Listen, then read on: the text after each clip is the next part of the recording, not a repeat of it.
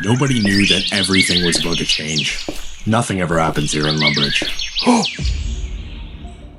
That is, until the Mahjarrat showed up and plunged all we knew into darkness. My name is ChunkQuest, and I'm on a journey to bring Gielinor back to the light. Chunk by chunk, completing tasks will allow us to expel the blight with the ultimate goal of liberating all of Gielinor's major cities. Sure, I get it. Right now, I don't look like much, but one day, I'll be unstoppable. A man can dream, can he? Welcome to ChunkQuest, Descent into Darkness.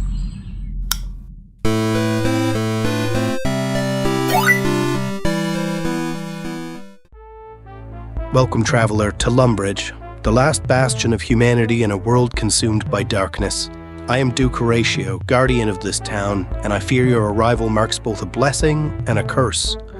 Beyond the River Lum, these lands are no longer our own. The Mahjarrat, an ancient and malevolent force, has risen once more, casting its shadow over every corner of Gielinor. Lumbridge is all that remains, a flickering candle in a tempest, but our light grows dimmer with each passing day. That's where you come in, ChunkQuest. If we have any hope of expelling this darkness and taking back what is rightfully ours, that responsibility lies on your shoulders. The odds are against us, but the spirit of the citizens of Lumbridge is felt all around. Go now, hero, and bring our world back to the light. Hello everybody, my name is ChunkQuest. As you may have gathered from the intro, I am on a journey to bring Gielinor back to the light. In order to do so, we're going to need to go on a journey together, chunk by chunk, through the darkened lands of Gielinor. I assume by now most people are aware of what a Chunkman account is. The entire map is broken into square parcels known as chunks. In order to venture into a new randomized chunk, all of the tasks within that given chunk must be completed.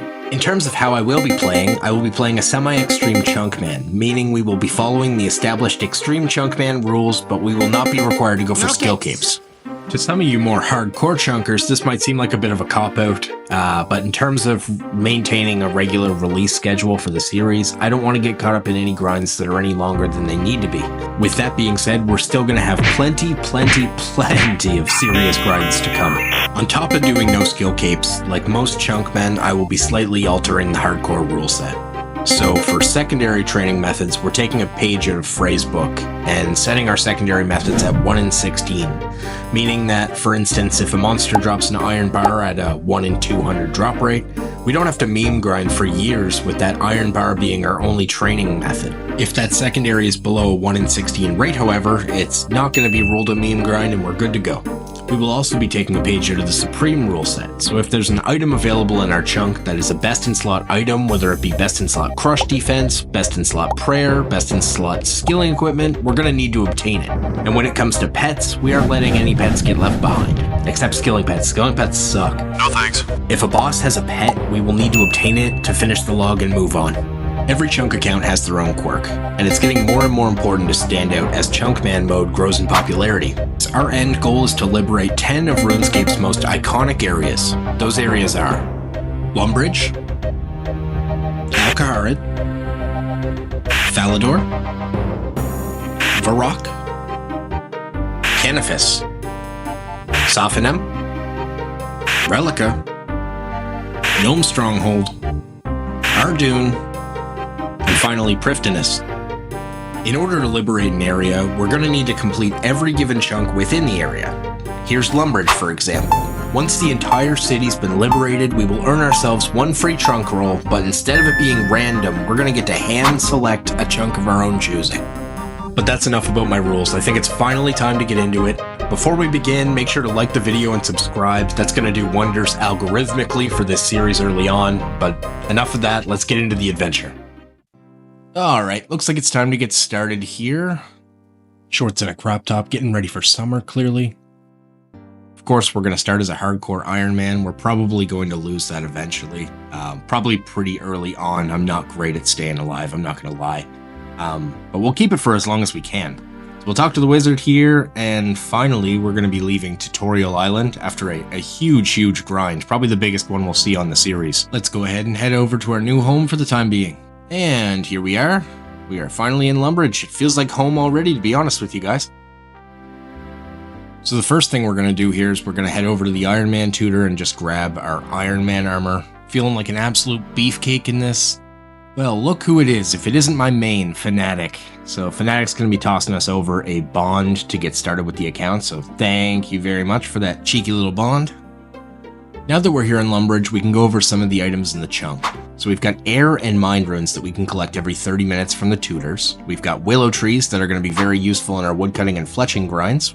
We've got a lone yew tree down in the swamp, and then we've got some cows to train cooking on. As far as chunk tasks go in our starting chunk, we're going to need to obtain a bronze medium helm from a man at a 1 in 64 rate. We're going to need to wield a mithril weapon, primarily the mithril battle axe from Bob's shop. We're going to need to get 42 cooking to cook fried onions, and we're also going to need to get 60 woodcutting and 60 fire making to both chop and burn a log. Perhaps the most daunting task in this chunk is going to be to fletch, obtain, and wield a yew shield, which is going to take 72 fletching to create.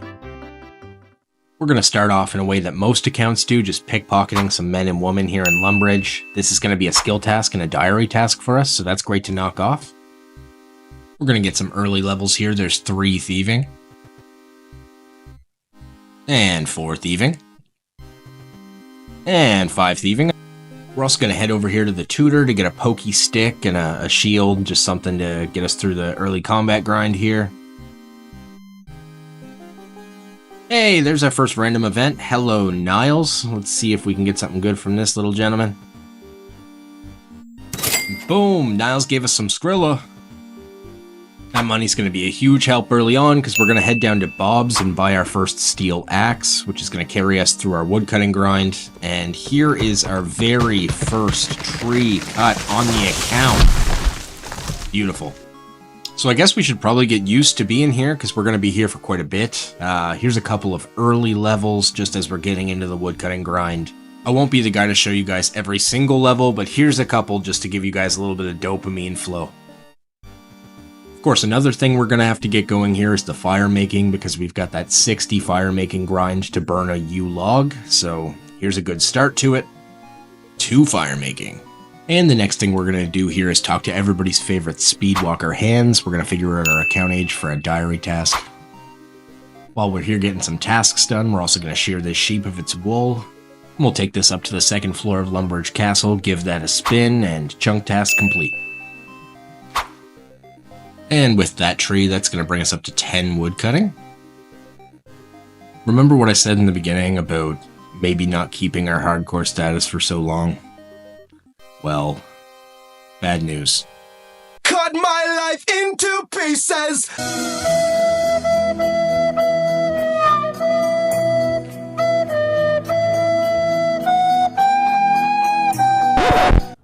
Hardcore Ironman's for sweat lords anyway, right? There's our first prayer level coming in and also get a combat level. And we just keep beating up these men. There's 5 attack coming in. Gotta show the people of Lumbridge who's boss. Here comes a very important 15 woodcutting. That's going to allow us to stop clicking on these stupid single trees, and we're going to be able to move over to the oak trees over here. We're going to have to do some more regular trees just to get our fletching and our fire making up to par, but yeah, let's chop down a few of these big, beautiful oak trees, and then we'll get back to the task grind. I think, if I remember correctly, the leather boots that we're looking for are down here in the Lumbridge cellar. Where are they? They are... oh, past them. They're actually right back here, so we'll grab those, and that's going to be a chunk task complete. And, you know, the grind never stops. We're back, still terrorizing the people of Lumbridge. I'm getting revenge on this man for taking my hardcore status. Oh! There we go. There's our bronze medium helm, 1 in 64 rate from these men. And actually, we've got a wise old man event, a maze. Let's go. 62% here. That is by far not the best maze I've ever done, but nice to get one done regardless. And we're going to get rewarded with a nature rune, some feathers, and some coins, so not bad. In between the wood cutting, I've been training my combat basically wherever I can, so just taking out some of these goblins. They've actually got a bronze square shield, I think, that we can use before we get the yew shield, so we're going to carry on, keep bopping these bad boys until they go ahead and drop that for us. While we're fletching, we're going to be bringing all of our unstrung bows over to the general store here in Lumbridge. Not only is it a quick way to get rid of them, but it's also going to give us a little bit of a nest egg cash stack to start out with here. Early cash on an Iron Man is beyond useful. We do still need to get an egg and a pot of flour drop from imps, but here is the best quest in all RuneScape started, Cook's Assistant. There we have it, it's bound to happen. Here's our first mistake of the account. As you can see here, we've acquired our Iron Dagger, which is actually our best in slot magic attack bonus at the moment. This is just in the Goblin House on the other side of the chunk. So imps are going to be a big part of the grind as well. We're looking for a couple different things from them. We're looking for an egg, a pot of flour for Cook's Assistant, and then a blue wizard's hat, I think, for... Oh, okay. Okay, there's the blue wizard's hat there. That's our best in slot magic headpiece, which is great. Some more incredible content coming in here. We are still bonking trees, but we're going to bonk this one straight into 25 woodcutting, which is excellent. Now, this is where you're going to understand I'm still pretty new to the chunk scene. Obviously, we get our first genie here, which is great, but go ahead and take a look what we put it on. So we'll grab this, we'll consider Hunter, consider Slayer, all the things we should be putting it in. We're going to go with Fletching. Oh my goodness, so accessible in my chunk. Such a dumb decision. But with that decision out of the way, we're going to head on down to the Lumbridge Church and talk to Father Eric to start Restless Ghost. That's a nice quick one-stepper for us. Now let's go see Bob and give that racist some of our money. Kind of amazing that this guy's managed not to get cancelled here in 2024, but that is going to be our Mithril Battle Axe coming in, thanks to the money we've made fletching. I gotta say, I'm really excited to get into this series. Chunkman is just such a unique beast in the sense that it challenges everything you know about the game and really brings you back to this place of pre-efficiency scape that I think we could all really stand to get back to these days. If you haven't tried it, there's never ever been a better time to get into the Chunkman than right now, really. It's growing so fast. And then with that being said, that is going to bring us up to 30 woodcutting here, which is a great level because that's going to allow us to cut some willows. And that's going to supercharge our fletching training. We've been killing imps that pop up because we still need a pot of flour and an egg for Cook's Assistant. That is not either of those, but it still could be useful to have before we unlock the mill. And so we take those. Anything of use, we go ahead and take.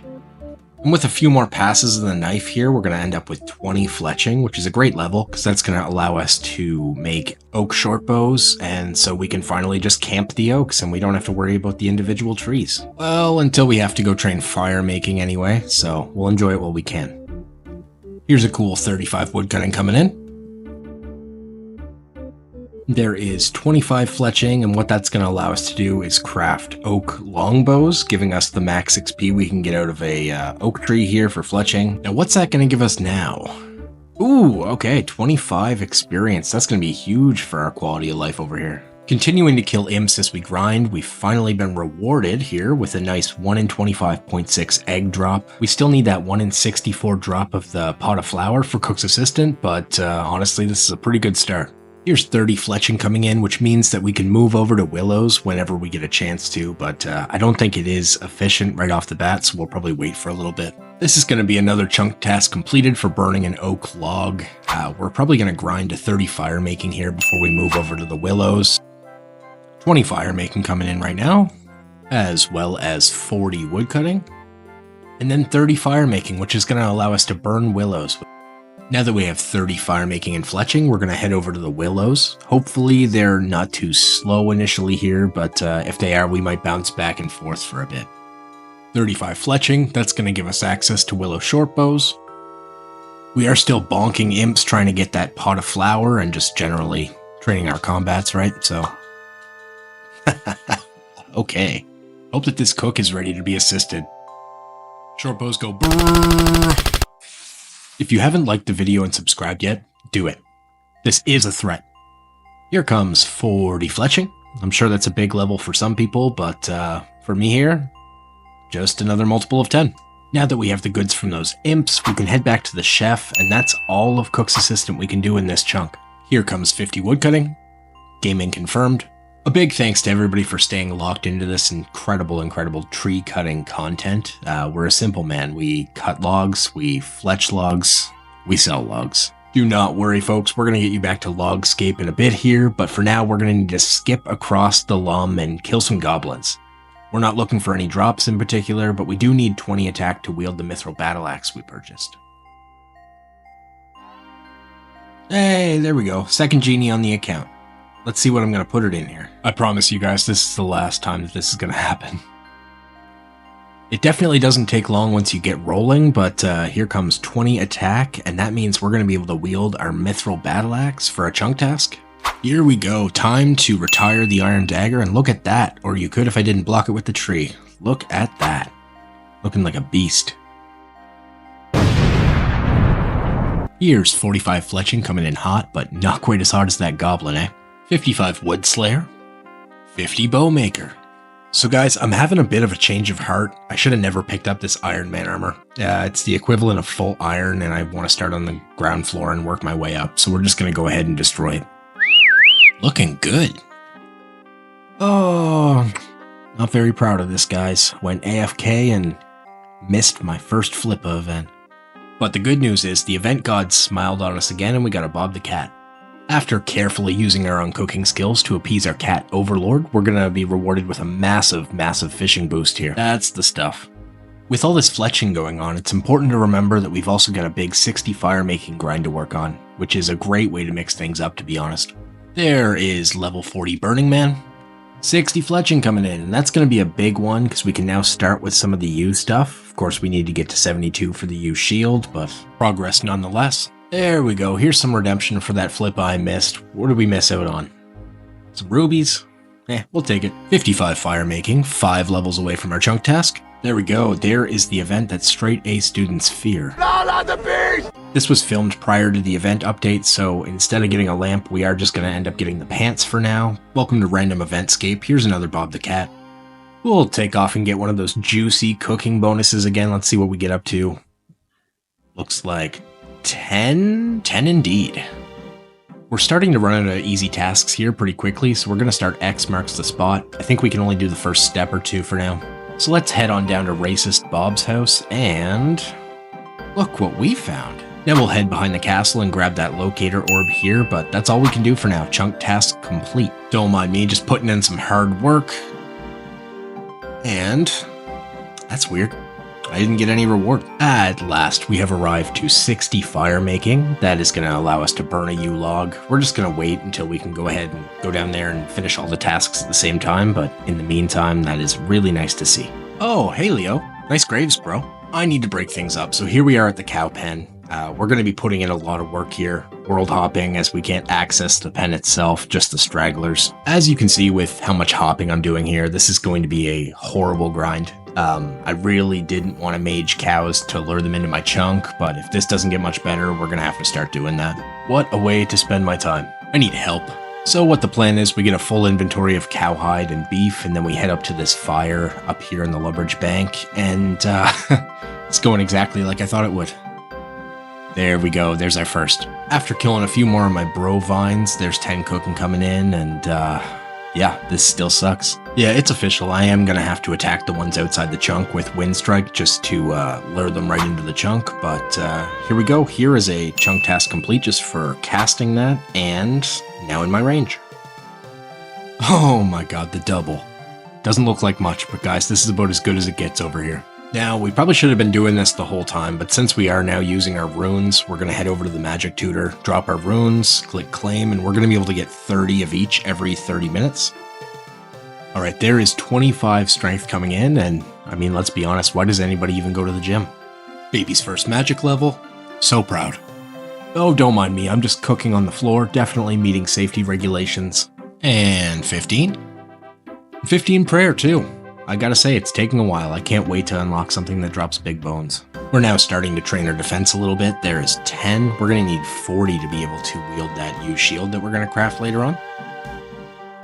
Oh, so we've officially hit a problem. We've hit the hop limit. Let me in! Let me in! Because of that hop limit, you're probably gonna see me bounce back and forth quite a bit, but there is 70 woodcutting.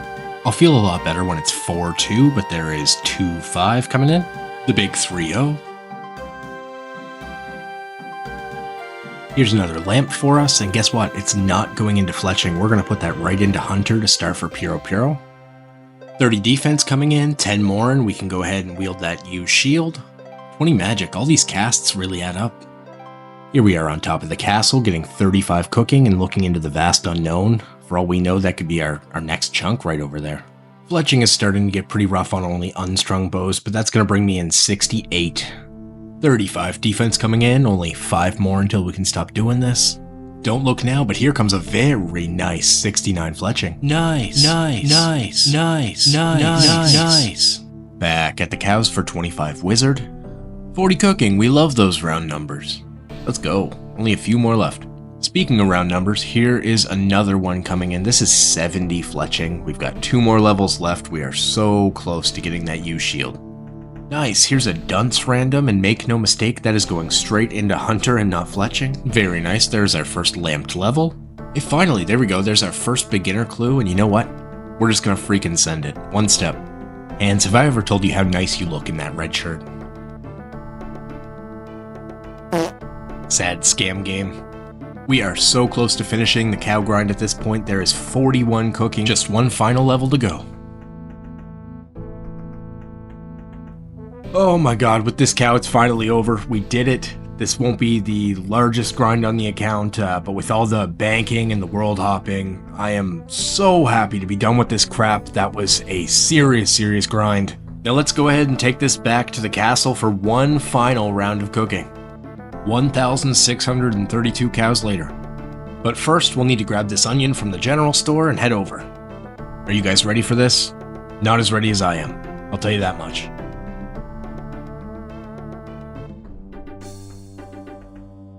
After days, here we are at 42 cooking. Let's go cook some fried onions. Bowl of onions. There is no better place to do this than sitting on the bridge of Lum. Let's get this done. Huh? Yo, what is wrong with me? Oh my god. Despite there being only one brain cell in my head, we finally got our Kentucky fried onions and our chunk task is complete. We are so close to finishing this chunk. There's another fletching level. One more is going to put it all together for us. Here's 78 wood cutting. One great thing about this grind is that we were able to pile on the XP. Finally, here we are at the crown jewel of this chunk. 72 fletching coming in hot. That's going to allow us to make U shields. So we're going to head down to the U tree and knock some of these last tasks off before we roll. Here we are at the U tree. Time to finish this chunk off. It's going to take some time to get all of these logs, so I've sped that up for you guys so you don't have to go through the pain of watching what I had to go through. I think it took maybe 6 minutes to get all these logs. It feels like it's been a massively long time coming, but here is chunk task complete. We finally got our U shield. Wow. The sense of accomplishment after that is honestly massive. Let's take a look at how this looks. Drop that bronze square shield once and for all. And maybe not as rewarding as a gear upgrade, but this is our final task in our chunk, which means we are now onto a roll. If you've made it to this point in the video, I just wanted to give a huge thank you for coming along on this journey with me. But without further ado, let's go ahead and roll our first chunk. Finally, after long last, here we are on the chunk picker. I think 3 is pretty much the only one we're looking to avoid because that comes with a massive 90 tin and copper grind. So honestly, I'd be happy with any of the other 3. Let's see where we're headed.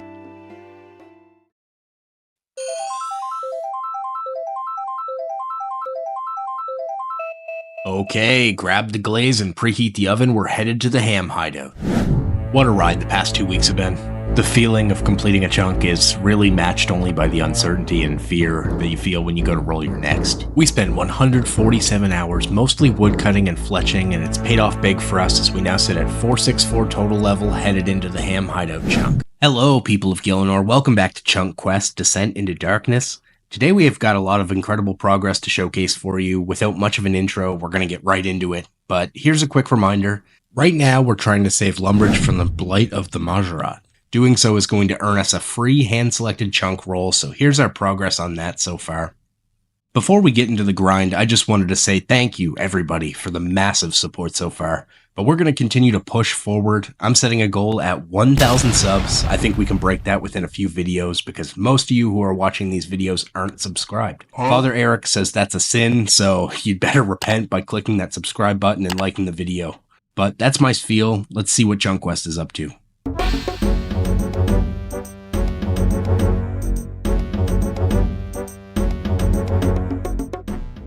Welcome to our newest chunk, the Ham Hideout.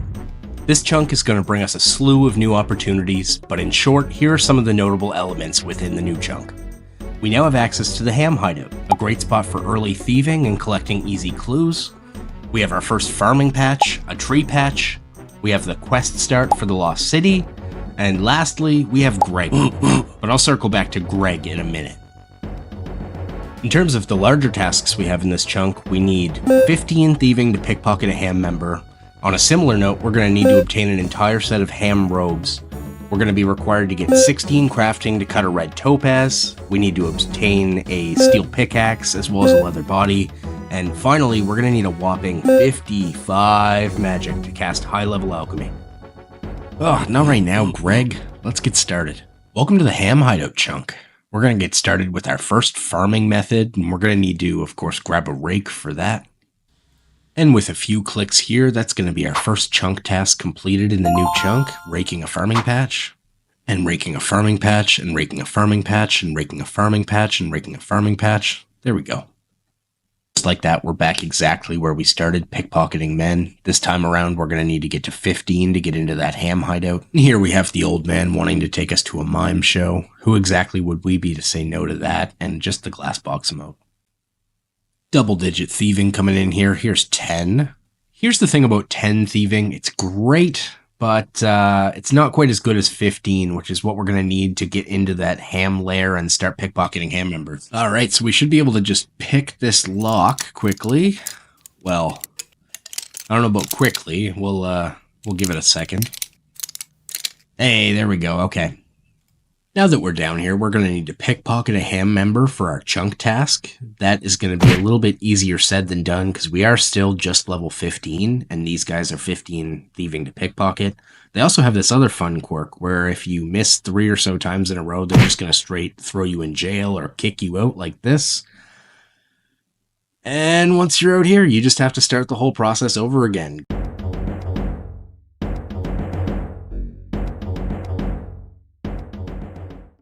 Let's go ahead and try this again. There we go. Chunk task complete. There's a handful of things we're going to need to get from these ham members, and there is one of them. There's a steel pickaxe. We honestly are incredibly lucky to get this chunk because mining to, 90 or 70 or having any big mining grind with a bronze pickaxe would be absolutely miserable. Right now we need to continue pickpocketing because we need to get those ham robes. All 7 of the pieces drop at 1 in 100, so it shouldn't be so bad, and honestly, it's just kind of nice to train thieving for a change right now. There we go, there's the robe bottom for us. Let's throw those on right away. Just FYI, we already have the ham logo, and there's the gloves, very nice. Here comes 18 thieving. Perfect, let's keep going. And another pair of gloves. That's how it's going to be, is it? There's the hood, another piece down. And we get gloves on the back-to-back. More gloves. I forgot this was coming, to be honest, but this is going to be our new best-in-slot weapon, damage-wise. This is the steel dagger.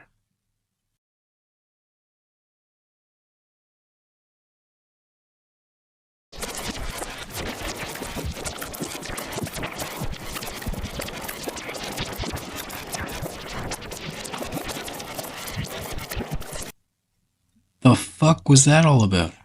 That's perfect. We've got us a dunce event, and we're going to pop open that book. We're going to put that on Hunter again as we work towards Puro Puro. Just a treasure trove of items down here, really. We're going to pull that leather body. That's going to be our best in slot range. Here's 22 thieving and some boots to boot. And coming in here is the full set done. Full ham robes. There's the robe top. This is a nice one to get done because we're definitely going to be coming back here with the set. The set actually gives you a less chance of getting thrown out of here. So when we come back for an easy clue grind, it's going to be nice to have. Now that ham robes are out of the way, it's time for one of the stranger grinds in this chunk. We need to obtain a red topaz. Where do we find that, you ask? In this box. The trick is that it's obtained at a 1 in 1,000 rate. So in order to obtain one, we're just going to have to keep clicking this box. I think this here is the crate in question, so I guess let's settle in.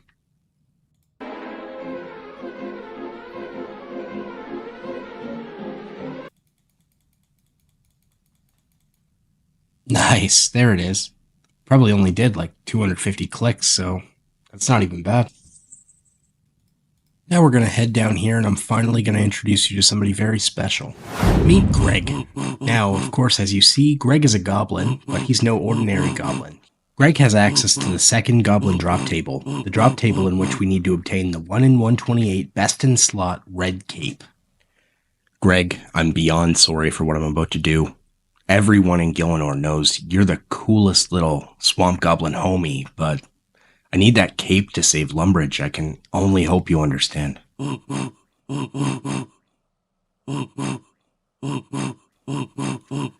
Wow. Powerful stuff. Couldn't have said it better myself, Greg. So noble. So here's what we're dealing with. Greg spawns about once every 20 seconds, and this is a bit awkward because it's too little time to hop, but it's also too long of a time in the sense that there is some waiting in between kills.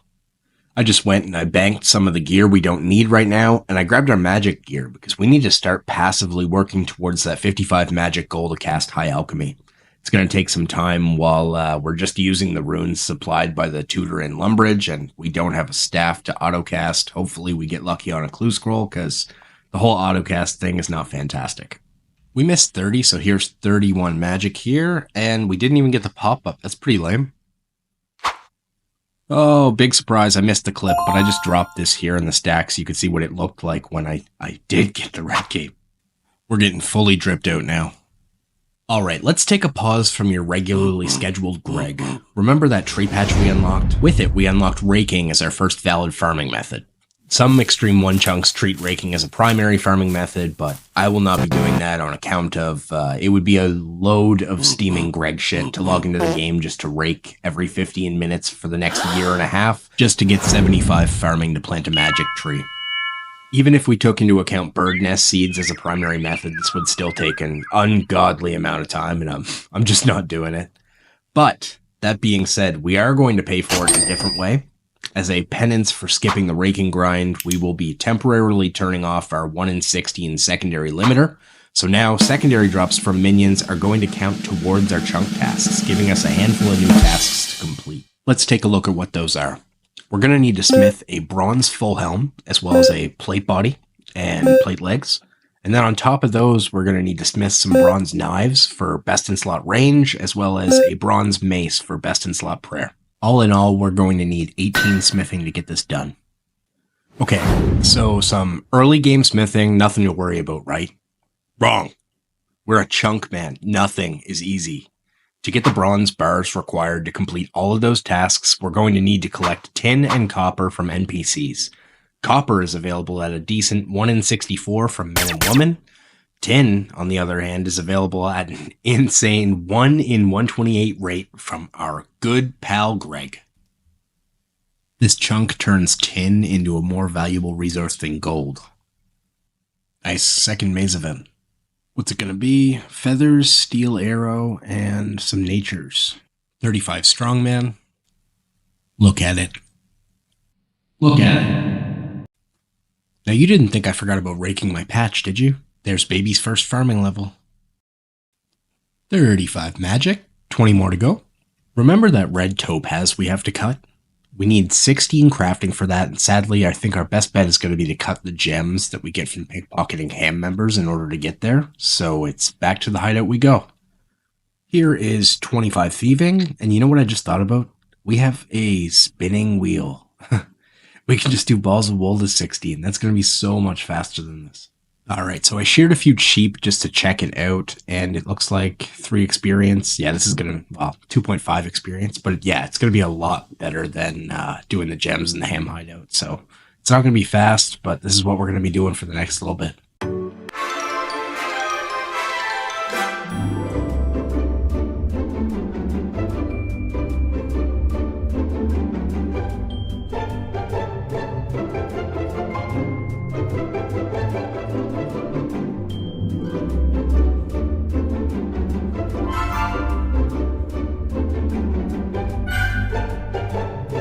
Later, here is 16 crafting, and that's going to allow us to finally cut our red topaz to complete a chunk task.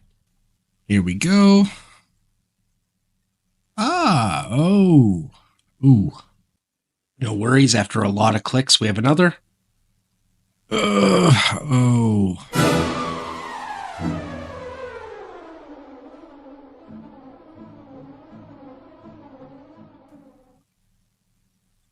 Alright, there we go. That took way more clicks than last time, and I didn't even realize it was in my inventory for a while here. Alright, here we go again. I looked it up. We do have a 1 in 50 chance, so surely, right?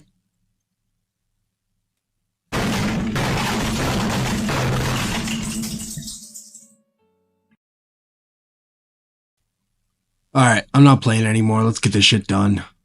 If I don't hit this right now, I'll probably legit come back later. Oh, please. Please, please, please. I don't want to do this again. Yes. Oh, thank God. Junk task complete. The only tasks we have left to do at this point are our smithing tasks, and our grind to 55 magic. So the next little bit is just going to be a whole lot of killing men and women and Greg, and resplaying our runes at the tutor. So let's see if we can get some copper, maybe a clue scroll. I'd love, love, love to finally do a clue scroll. Yeah, I will be taking that. Very nice. The good thing about training right here is you get a lot of through traffic and a lot of nice people around, fortunately. Get it? Copper. There's 25 attack. I've been putting all the clue scrolls that I can't do over here on the left side, so we're getting plenty of clue scrolls, just not the right ones. So how much do we have already here? We've got 12. That's pretty good. Let's see how much tin we have. Only 4. Yikes. Okay. Well, I thought we had a couple more than that, but we're going to grab the hammer anyway as well, and we're going to head over to the anvil and start grinding out some of these levels. All right, so it's definitely not much, but it's a start, I guess. Let's pop these bars in. There's really not much we can make so far. Just the dagger and the axe and, oh, the mace. Right, we can make the mace. That's a chunk task for us. Chunk task complete. Look at what we've got. We've got a second completable step. I've been putting all the good clue scrolls over on this right side, all the bad ones on the left. So 2 out of 3 before we get a guaranteed beginner. You get a lot more herbs than I would have expected killing men and women, which is really, really nice. It's going to be a long time before I get to use them, but nice to have them anyway. Hi. There we go. That's a pleasant face to see. That's never a bad thing. We're going to get a count check lamp here, and I think you guys know exactly where that's going to be going. Every one of those is saving me about 5 to 7 hours right now. Got a beginner here. Is this going to be the third step? Let's see. Oh my God, finally, we're going to finally do a clue. Oh my God, let's go. Never been so happy to see you, Hands. Oh, we got the first. Oh my God, we got a 1 step. We got a 1 step, which means we might have another clue after this. But yeah, let's open this up and see what we get for our first clue. Yeah! Okay. Nothing super useful, but that's a unique. We got the Jester's Cape. Very, very cool fashion scape. Now, what are the odds we can get another one with the other 2? I wasn't really thinking either. These leather chaps are going to be best in slot range for us. I'm pretty impatient. Now that I have a taste of the good life with the clue scrolls, I think we're just going to go ahead and try to send these 2. Run back quick and talk to Hands, and we get another first step clue. That's crazy. All right, let's see what we got. Fuck. All right, so we've managed to save a decent amount of copper from killing men and women at that 1 in 64 rate, and now we need to head back to Greg to get some of that tin so we can continue our smithing journey. Hopefully we'll get a few random events, stuff that pushes this a little bit further, because this is taking a while, guys. But when that tin finally drops, damn, is it sweeter than sugar. What's up? You like raking content? There's 5 farming. What, you don't? Well, somebody out there might. Who knows? Here's our copper supply, by the way. We've got 19, and we've managed to pull 3 tin in the last little bit of killing Greg. So we're going to just take out all our bronze bars. We're going to take out some copper, and we're going to go do some smithing. It might not look like a lot of bronze bars, but having this many bronze bars right now is a serious luxury. What are we going to make? I guess just maces for now. We're just going for XP, so it doesn't really matter. I think this is going to get us over the hill. Oh yeah, it's easily going to get us over the hill to level 3. Massive level 3. And that's going to allow us to make bronze medium helms, which we already have, and bronze crossbow bolts, which are good enough. You guys know the deal. Lamp Man, give experience. Thank you, Lamp Man. 40 Magician, 15 more to go. Excuse me, this is not Greg content. You're right. We're back in the Ham hideout doing some pickpocketing. We're here for 2 reasons. The first, Ham members have iron ore on their drop table at 1 in 50. You get a decent amount of it pretty quickly. Smelting some iron bars should help us get to our goal quicker, while also giving us a chance at obtaining our very first easy casket. So let the hunt begin. You know we're a big fan of those round numbers. There's 30 thieving coming in. The byproducts of the ham grind aren't too bad either. You get a lot of gems you can cut, and we're getting actually some pretty decent crafting XP compared to shearing sheep. Here is 17. Still working on iron and coal here, and here is 40 thieving coming in. 41. All right, this is huge. We got our first easy casket. Give me a staff, give me a staff, give me a staff, give me a staff, give me a staff. Oh! Let's go. Oh my god, the quality of life we're going to get from not having to autocast all the way to 55 is insane. What a stroke of luck. Oh my goodness. Just got a mystery box from Quizmaster. Surely it's a mithril scimitar. No, it's a fucking onion. 10. Here comes level 10 plant dealer from Raking Patches. Here comes a big one, because thanks to this lamp here, this is going to get us to 7 smithing. And what 7 smithing is going to allow us to do is craft bronze full helm as well as bronze throwing knives. And both of those are a chunk task for us, actually. All right, let's make that bronze full helm right now. Where is it? Right here. Chunk task complete. Time to retire the medium helm. Got another beginner casket here for you guys. Ugh, gross. Sergeant Damien event gets us a lamp, and boom, 70 experience. Every little bit counts. Now we've got 37 prayer, and what that means is we get our first protection prayer. Huge prayers on any account. Here it's protect from magic. Believe it or not, we are thousands of goblin kills into this, and here is 50 strength. Big, big level for the account. That's the one thing that's really nice about grinding out Greg, is just getting some of these combat levels up. We're starting out here with 8 smithing, and we've got a decent amount of materials built up, so we're going to send these ores through and then see what we can make. We don't need to make anything specific this time, we're just going for XP, so I guess we'll go with arrowhead, something we can probably use in the future, just for some cheap fletching experience. But it does look like this is going to get us at least a level here, bring us up to level 9, and I can smell the double digits. We'll be cracking them soon. Here's level 9. We are back at Men and Women looking for copper again. Riveting content, I know. Alright, this is a lot of the same for the rest of the grind, so I'll just cut back to you guys for the important stuff like clue openings, big levels, and tasks. But yeah, let me put some work in here. Got another casket. We'll put a couple of good luck holes in this woman first before we open it. There we go. Alright, hard leather body. That's not bad. I think that is our new best in slot melee and range. Body, anyway. 10 smithing. Double digits, baby. As soon as Greg pops back up here, we're going to have 45 magic. 10 more to get to our chunk task goal. Huge. Guess what we just got? Mystery box from Quizmaster. Alright, here comes the mithril scimitar. Give it to me. Spin for good luck. Okay, lamp is definitely not bad. I think that is going to get us to 11 smithing. Yeah, there we go, 11 smithing. Now, it's not a big bone, but this is going to be a big bone. That's going to give us 40 prayer, nice round number, and more importantly than that, protect from missiles unlocked. That's great. That's going to give us 2 out of 3 protection prayers now. I can't even get this event anymore without thinking of Chunk Evil. Baguette heat check, let's go. And, normal long bread, lame. Alright, you gotta look at this. Some people just have the luck. So, Blast gets mole slippers right here, right? Great. Awesome fashion scape. Probably the best fashion scape you can get from a beginner clue. And mole slippers again. What the hell, dude? What? Alright, back with a clue once more. Let's hope Hands gave us the goods. Oh, is that the rune? Yeah, the Zamorak rune scimitar ornament kit. That's not very useful now, but I think later in the game, that's going to allow us to store that in our house. We're not going to have a house for a long time, though. I'm not your mate, asshole.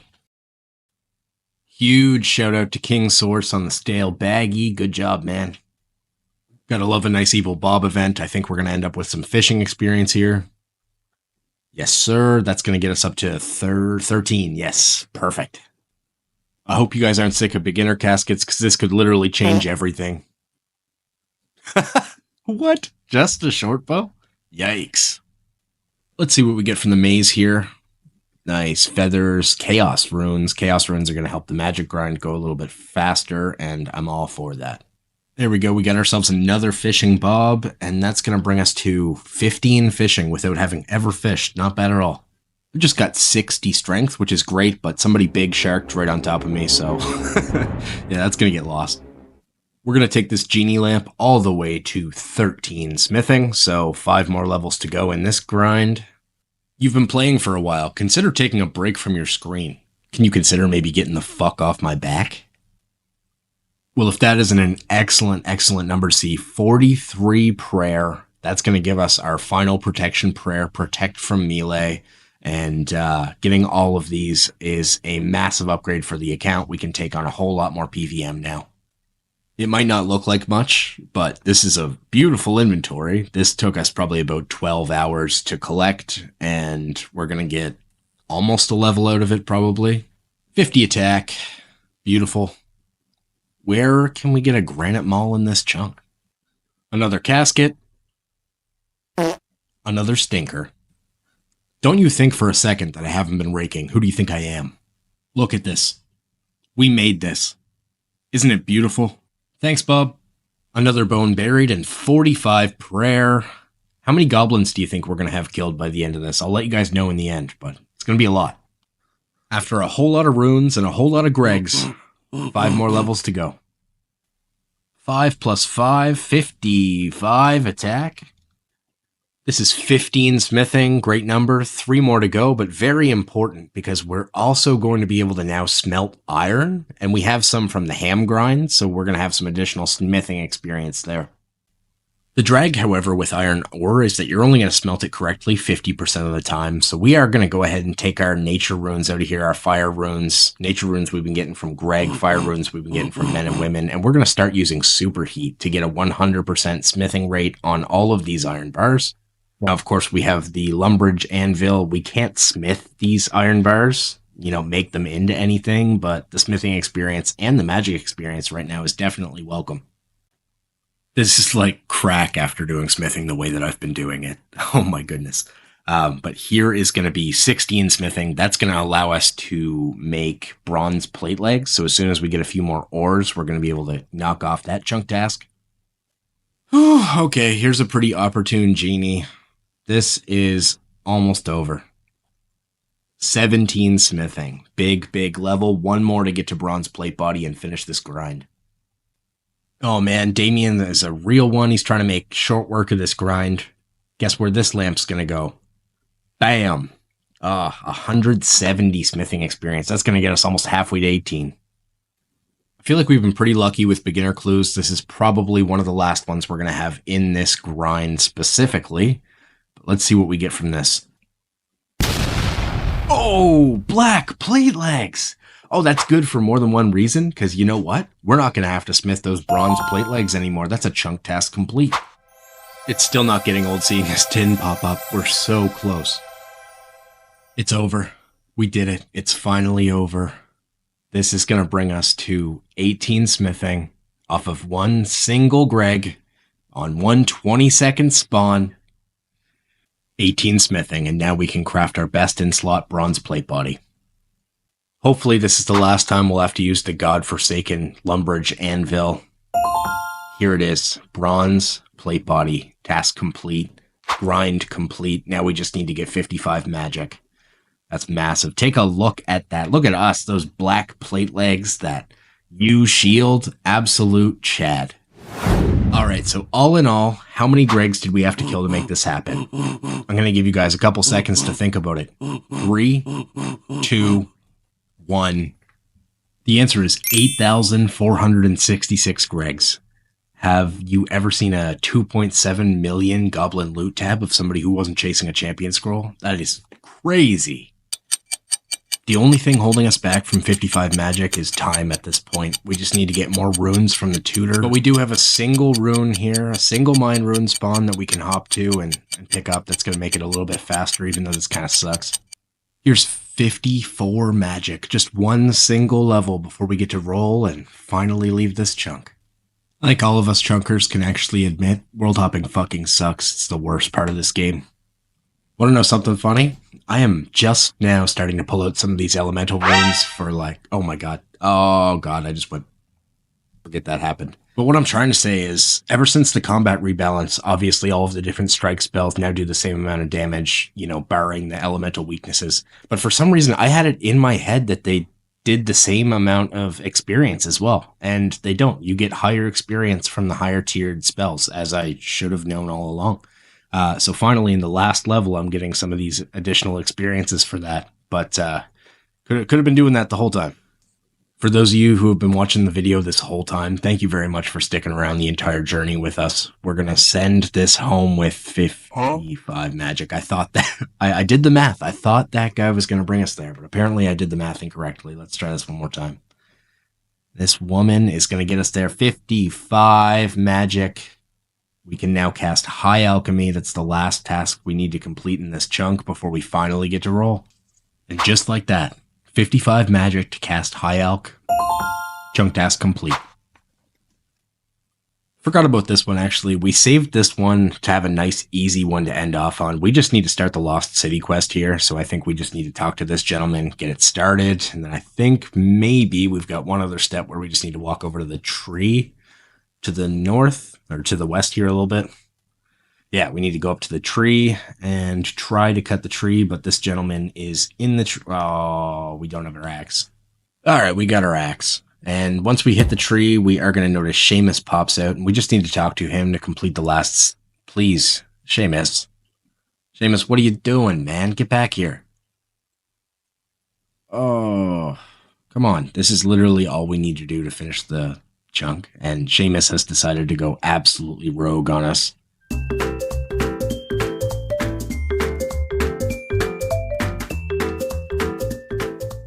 There we go. Here he comes. Fancy seeing you here, Seamus. And just like that, Lost City has been completed as far as we can get it right now. That is a chunk task complete. All right, welcome back to the chunk picker. It's nice to finally roll again. In terms of what we can roll, I'm hoping to just open up the map a little bit. So getting 1, 4, and 5 would all be really nice quick chunks. The worst thing we'd have to deal with in any of those is getting 55 cooking to cook pita bread. I am pretty scared of 2 and 6. 2 is going to be a 90 mining grind because it's a star location, and the copper and the tin within the chunk would give us the means to get to 10 mining to start shooting stars, so that's a huge nightmare of a grind.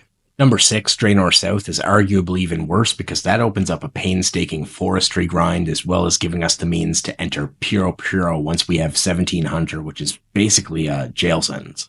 But with that being said, now you know what we're looking at, and it's finally time to roll.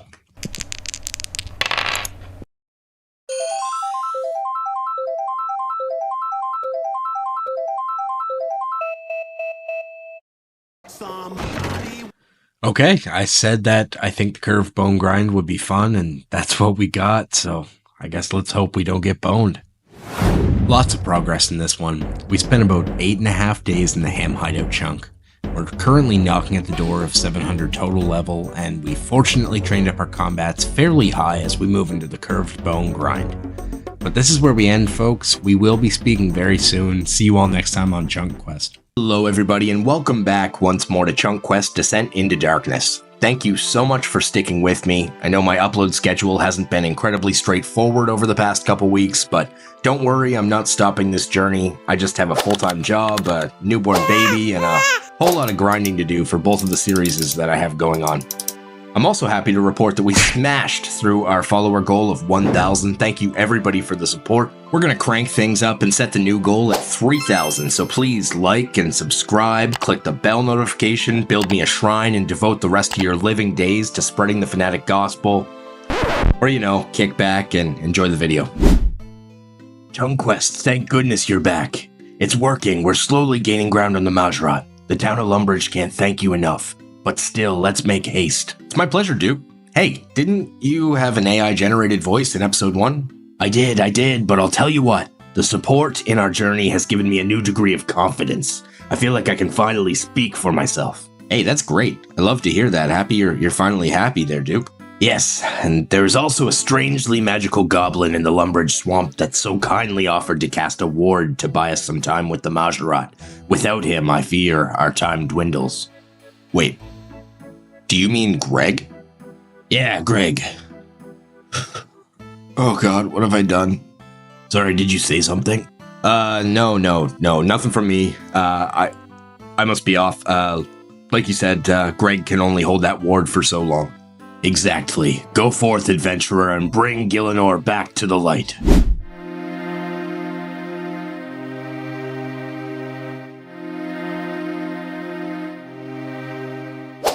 Welcome to our newest chunk, Lumbridge Swamp West. Now this chunk is going to have a slew of things that are interesting, and perhaps some that are going to be quite challenging as well. So in the bottom left-hand corner we have the mine, which contains rocks up to adamant. Fortunately, we still don't have access to copper or tin rocks, which means we can't get to the 10 mining which we would need to activate the massive 90 mining grind due to shooting stars in the area, and an equally massive 70 smithing grind to smith an adamant bar. So we've dodged that bullet for a while, but only for now. Another worry is the Lumbridge Swamp Dungeon. Now, most of the monsters down there have a Slayer requirement, so they aren't the worry. The worry is the stepping stones down there that become our primary agility training method. Right now, we only have to cross them once, but if we unlock a higher level course or an agility obstacle in the future, we're going to have a serious grind, as they only offer 1 XP per failure and 3 XP per completion, with a failure rate that is heavily not in our favor. As for some of the minor unlocks, we now have access to a light source via the candle cellar outside the swamp caves. We also now have the water altar unlocked, which isn't going to matter until we get to Varrock and get rune mysteries done, but still nice to have. So there's a lot of future unlocks that come with this chunk, but we have yet to talk about the most daunting unlocks so far. Lumbridge Swamp West is filled with giant frogs, and giant frogs drop both the longbone at 1 in 400 and the greatly feared curved bone at our largest rate yet, an astounding 1 in 5,000 drop chance. As for the tasks in the region, we need to use the Lumbridge Swamp Stepping Stones, we need to obtain a best in slot 2H in the Mithril Spear dropped by higher level giant frogs in the swamp caves, and finally, we need to obtain the fabled long and curved bones. But hey, we've got things to do and frogs to kill, so let's get started. Alright, here we are in our new chunk, Lumbridge Swamp West. Oh boy, do I ever remember this place as a kid. I remember looking at these addy rocks and thinking, someday I'll mine the green rocks.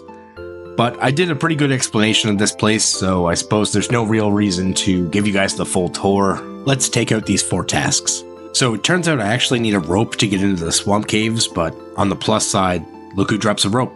This bad little boy up here. Alright, let's try this again. I want to give you guys a warm welcome to the hole. Here is some cave bugs. They don't drop anything too important in particular, but they do drop the empty candle lantern, which would be nice to have down here so our flame doesn't go out. Unfortunately, I don't have the Slayer to kill them. Same with these cave slimes here. Not going to be able to kill those for a long while. I'll eventually have a task to catch some frog spawn here, but I don't think I'm high enough level yet. No, 33. Cool. That'll be one for the future. Another little tidbit I remember from this chunk as a child is that these wall beasts scared me so much. I wouldn't even come down here. Like, shivers up my spine level scared. Here we are at the stepping stones. I really hope we roll Draenor soon so that we don't get stuck with these as a primary training method. Especially with the lantern going out every hop, that would be absolutely terrible. But there we are, there is our hop across, and of course our easiest task in the chunk complete. The 3 remaining tasks in this chunk all have to do with killing giant frogs, so it's time to get our big boy armor on and start the grind. Now, we've done some combat so far, but most of it has been magic, so it's going to be really nice to get my combats up a little bit. I think the strat here is just going to be to let them kill me. It's not like it's a super far run back, and eventually I'll start out DPSing them anyway. 300 or so frogs in now, no sign of those long or curved, but plenty of beginner clues. Hopefully we'll be able to do a few of them during the grind. With these big bones, we're getting 3 times more XP than we were fighting men, which is a massive, massive upgrade. Hello, here's our first long bone. I'm sure we'll end up with a few more going for that curved. I think we're right around the rate. At a 348, so we actually got spooned a bit. I'm coming up here on 60 attack, so at long last, we can finally wield dragon items. But since my best in slot is a steel knife, I don't think we're going to have to worry about that for a while. Longbow number 2, guess what KC we got it at?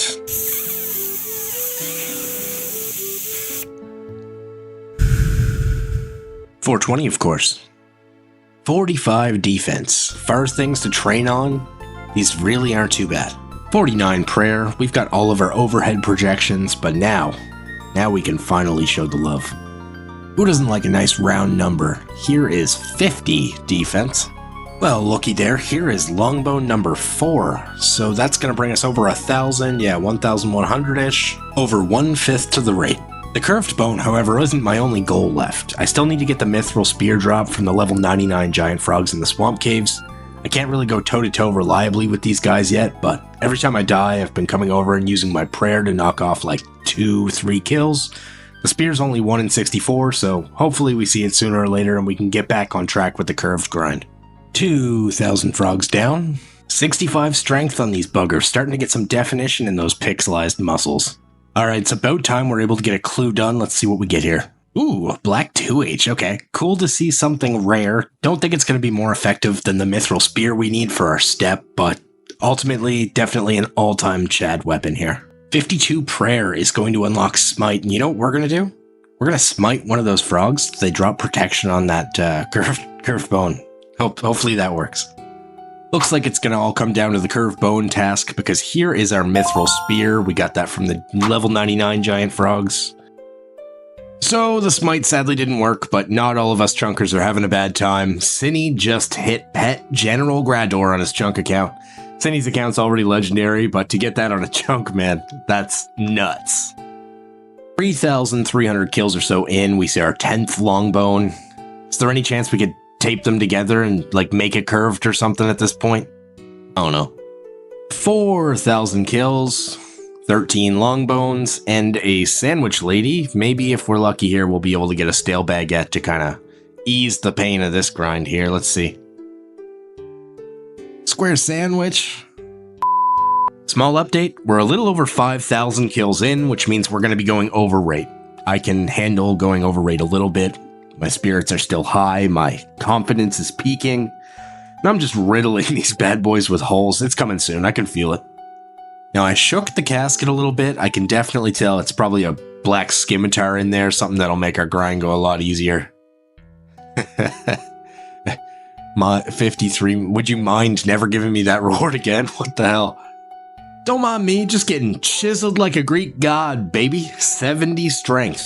And if there is a bonus to going so dry on these, it's clearly just that we're getting a lot of combat experience for future grinds. The road to greatness is long, but the bone is longer. Yeah, it appears as if RNGesus has abandoned me. This is longbone number 20 coming in. We're almost at 7,500 kills, which means I'm sad.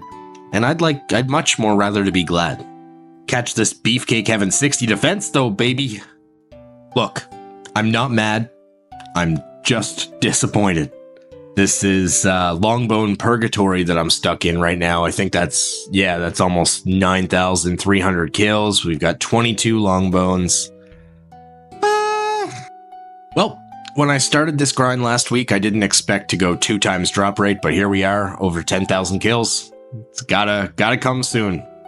Man, I'm running out of things to even say. That's 11,000. I know I get myself into these grinds. It's my own fault, but wow. Yo, Monkrobes tea? That's actually super tight. Prayer boosting gear's not gonna come easy to me until I open up the mat a little bit, so that's very welcome to see. Man, I didn't even realize there was a steel helmet next to it too. Steel full helm is another best in slot upgrade for me. What a big casket. Now there is a welcome face. Hello, Mr. Quizmaster.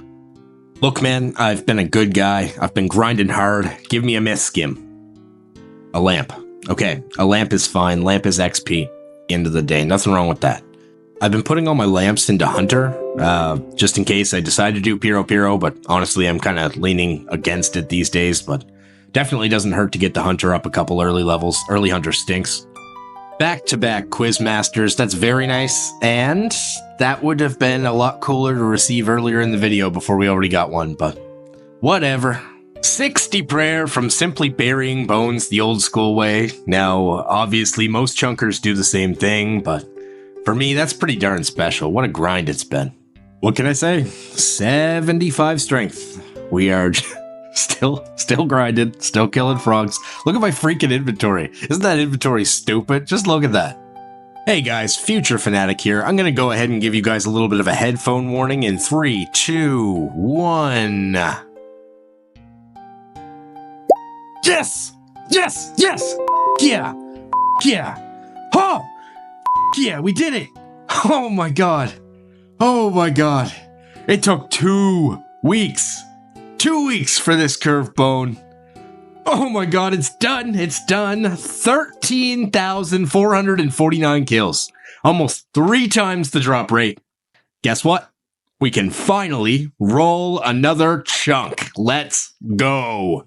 Whew, okay guys, I cooled off a little bit. Just a quick reminder, we're looking to avoid 5 for the forestry grind, looking to avoid 2 for the mining grind, but let's see where we end up next.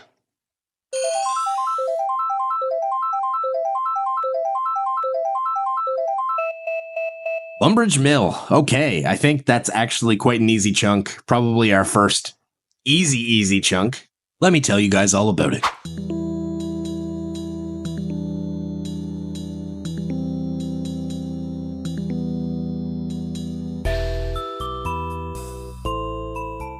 Welcome to our new chunk, the Lumbridge Mill.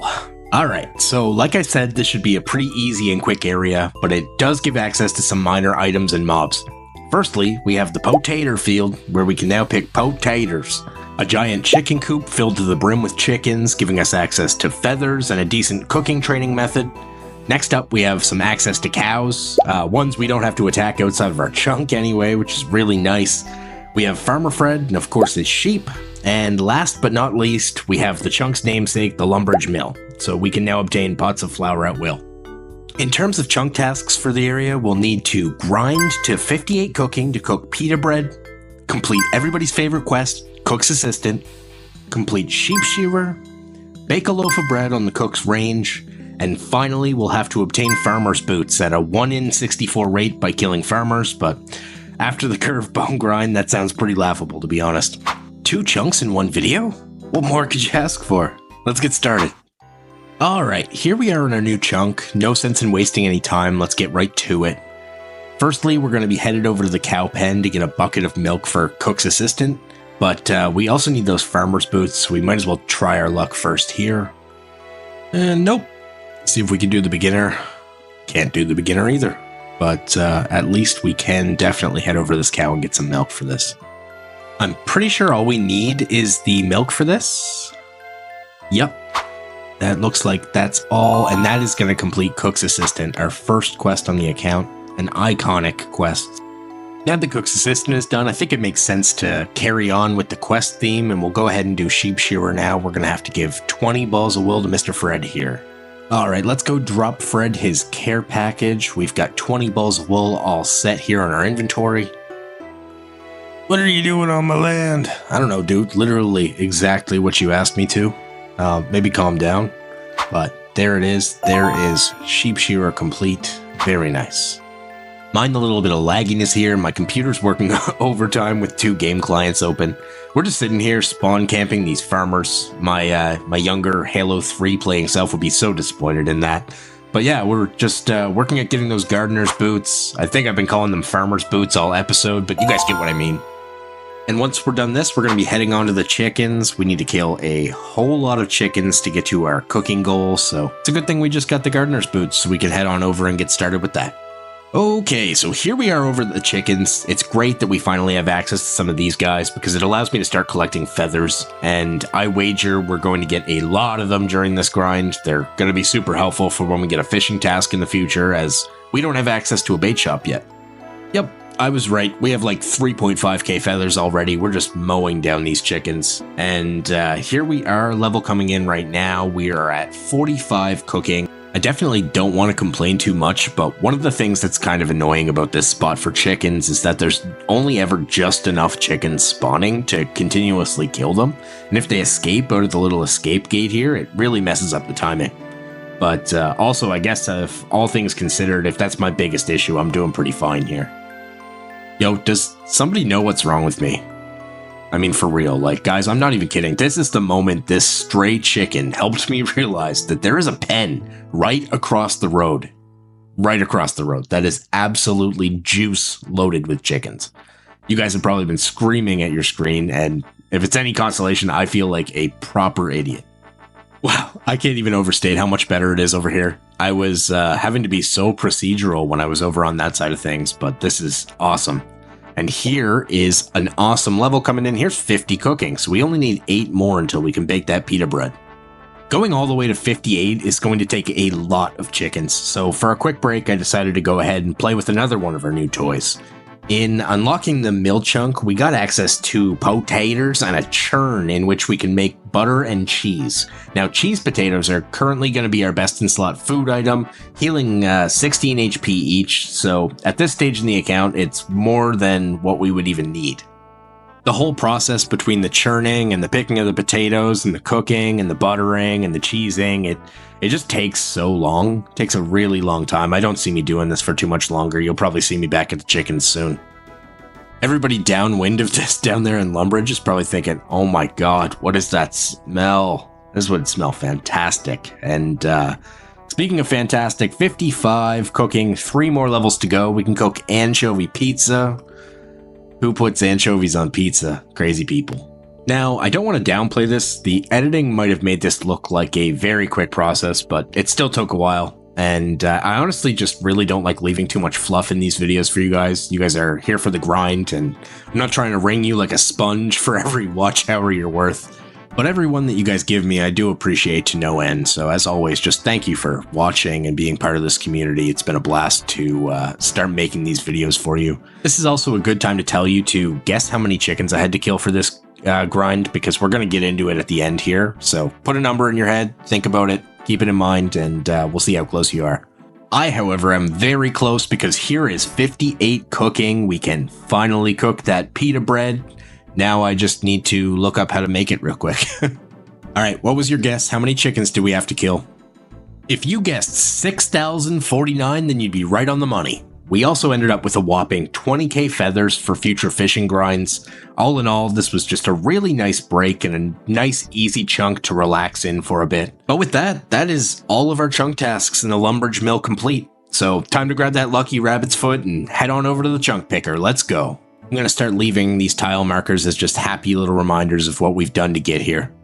Well, I guess before I jump the gun and roll, I should actually cook the pita bread and complete the chunk task. But yeah, there we have it. Pita bread cooked. Let's roll. Wish me luck, please. All right, friends, welcome back to the chunk picker. It's pretty much the same situation as before. We're looking to avoid 2 for that 90 mining grind, looking to avoid 4 for the forestry grind, and now 6 actually brings a problem because now that I look at it, I think there's a mine up there, and I know the Champions Guild is actually a shooting star location, so that opens up another problem for us. That's going to be 90 mining if we get that one. But without further ado, guys, there's no tasks left. Let's take a look at what we get for our next chunk.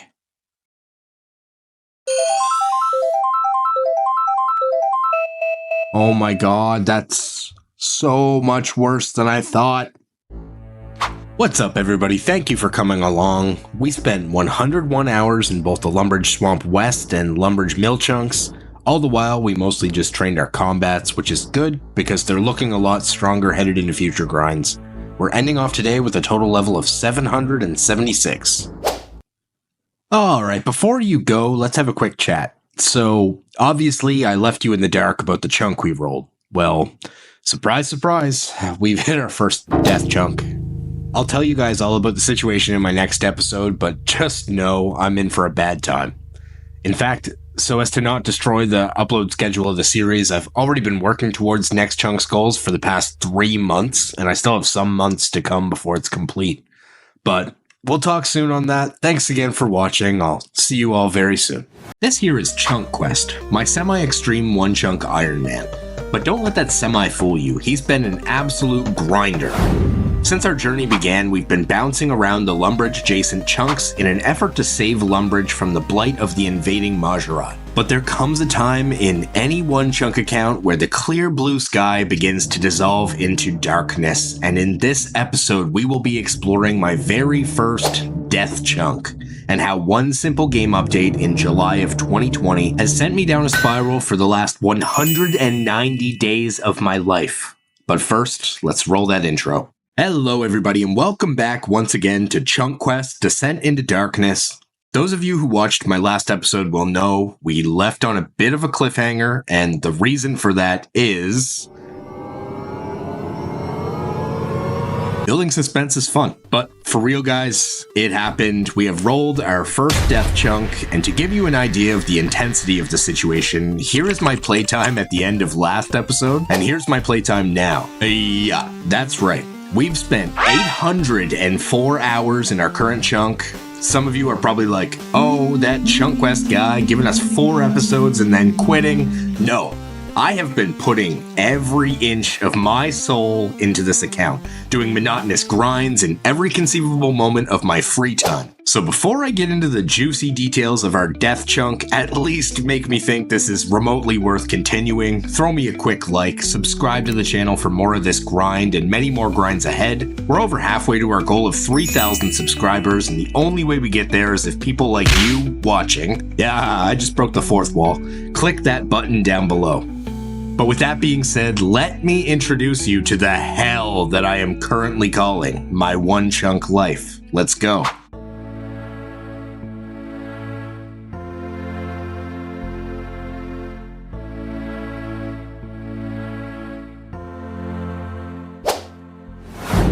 Welcome to our brand new death chunk, the Champions Guild.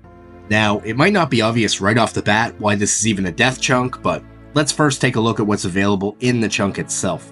First off, we now have access to Varrock West Mine. In terms of new ore, we now have access to silver and iron rocks, as well as clay and tin rocks. There's also a bush patch for the future when I can readily get seeds. The Champions Guild itself, of course, which isn't going to be much use for us for a while. And then we have 2 more quite daunting features in the chunk. The first being a shooting star location, which is going to make us have to grind up to 90 mining as a chunk task to mine a T9 star. We had already unlocked one in Lumbridge West Swamp, but now that we have access to tin rocks, we can use those to train to 10 mining to be able to mine the stars, so we're no longer safe from that grind. The other daunting feature in this chunk is something that I didn't even realize at first, but I mean, how are you supposed to even get over there? Well, the canoe is one option, but the other glaring option is to use the stepping stones west of Gielinor Manor. Unfortunately, they require a whopping 31 agility. Now, 31 agility isn't that much, but where can I train agility in my chunks? This is where things start to unravel. If you're familiar with chunk content, you probably know, but if you don't, I'll save it for later and we'll have a terrible surprise later on.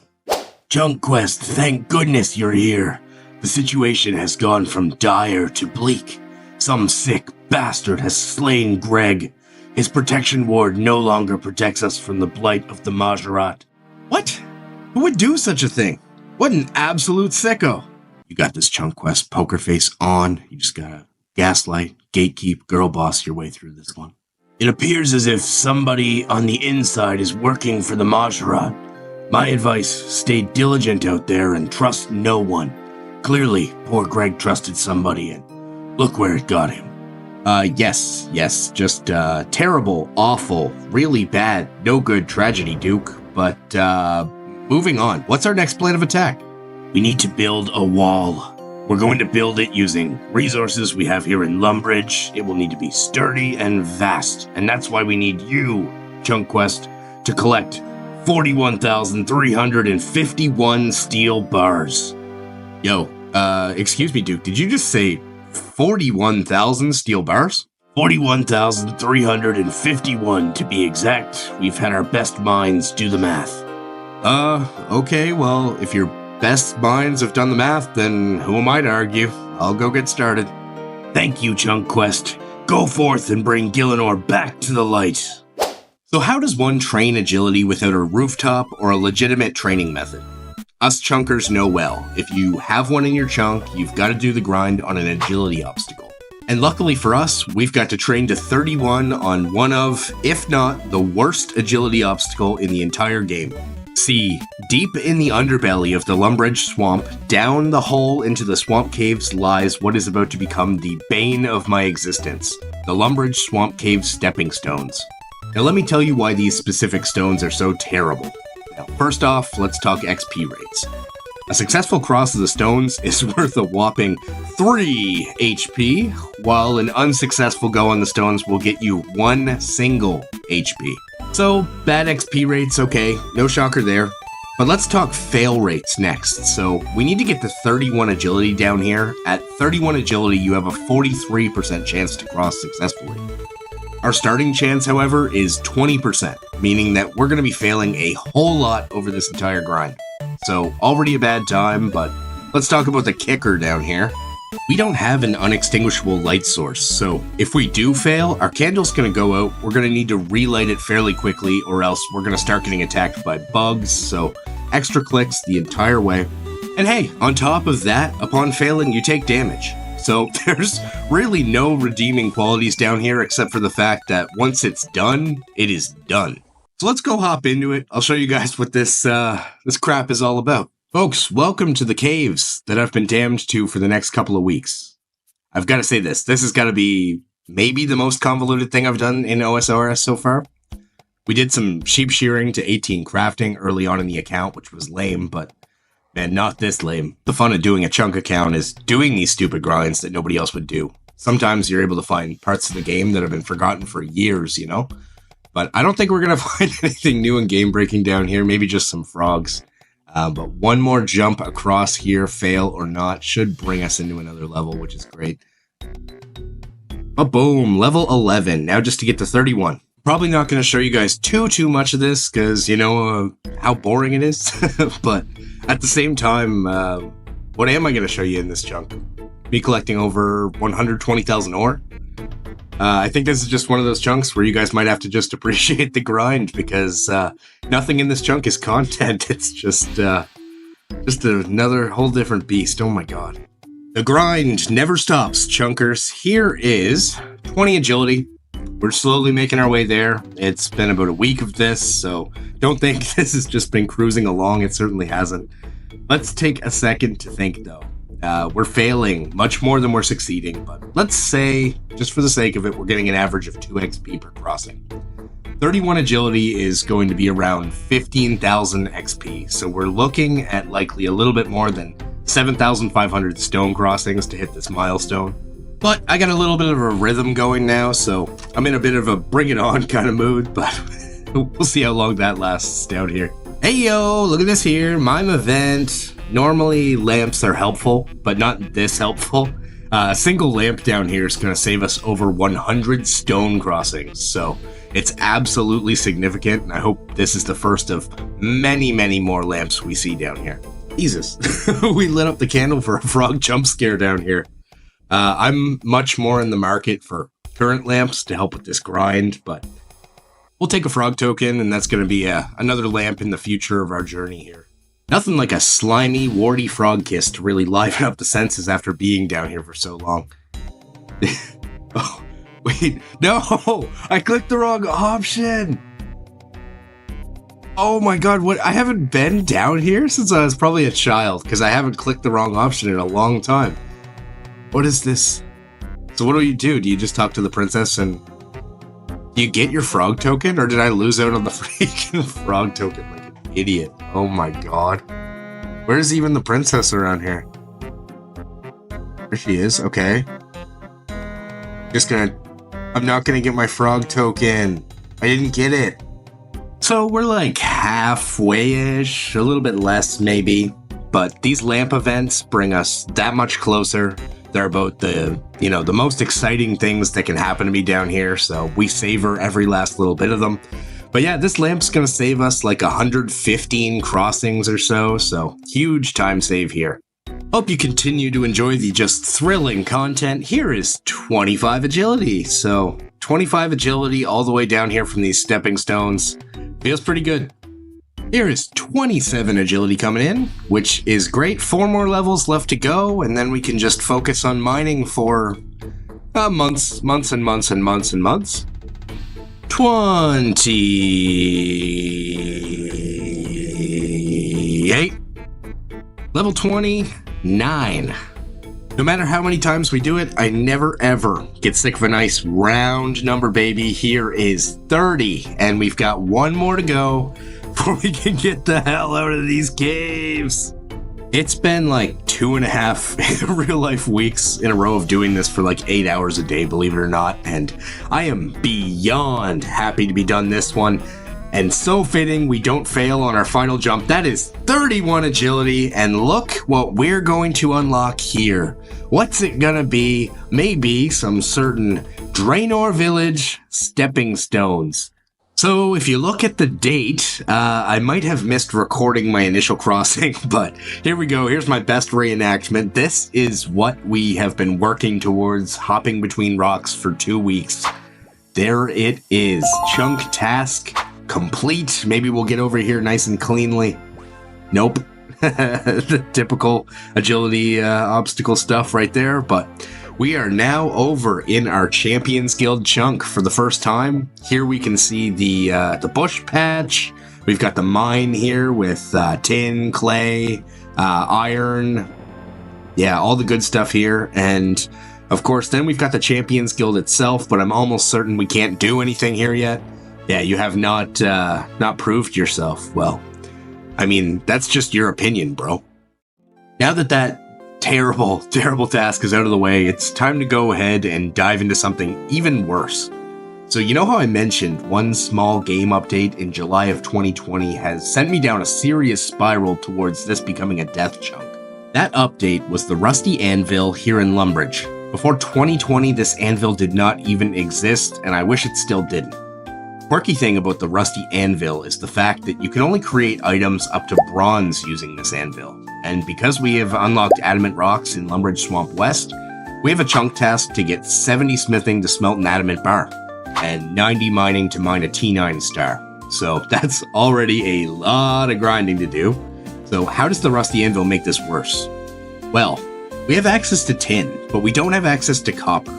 The copper rocks are over in Lumbridge Swamp East, which we have yet to unlock.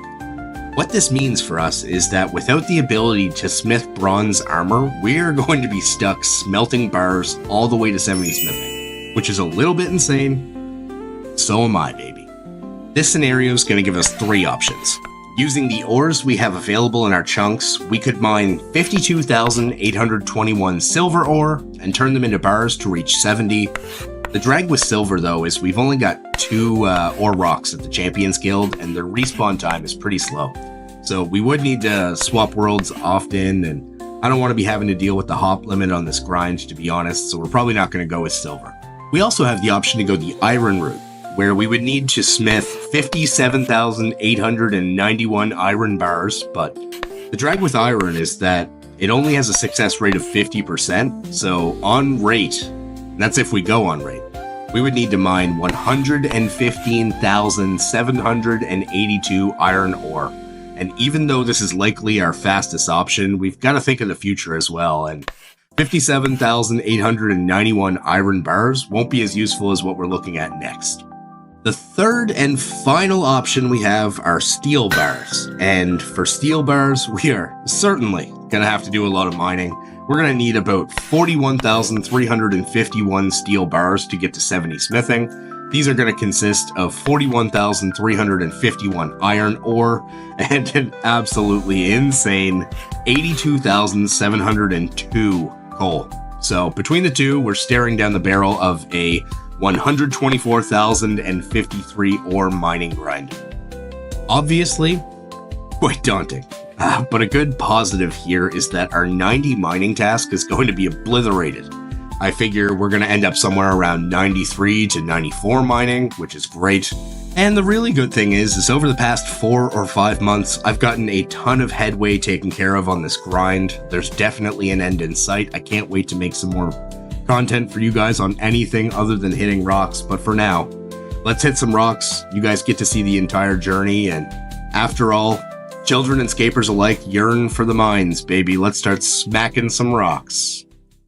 This is where our journey begins, here at the clay. We've got a long road ahead of us, certainly. A very long road.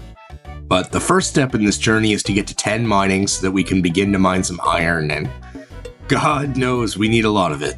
I'll check back with you guys as we hit some notable milestones, but right now, we're just hitting rocks. Now, this is far from the biggest milestone that we'll have in this leg of the journey, but let's get acquainted with this steel pickaxe here at level 6 mining.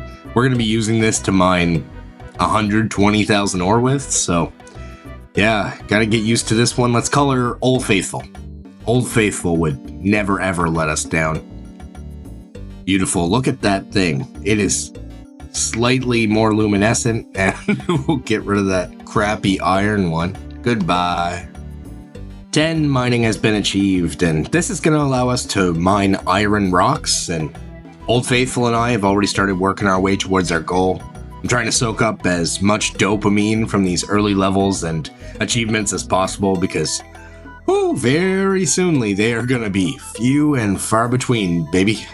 But here's going to be 20 mining, which is great. We're going to now be able to mine silver rocks. Another rock in the bag.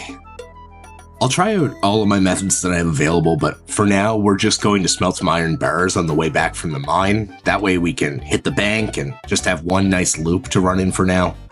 Chunk progress is wild. This is the kind of smithing XP that I would have killed for when I was grinding out copper from goblins, and it's, still absolutely ass in the grand scheme of things, so it's a hell of a game mode, man.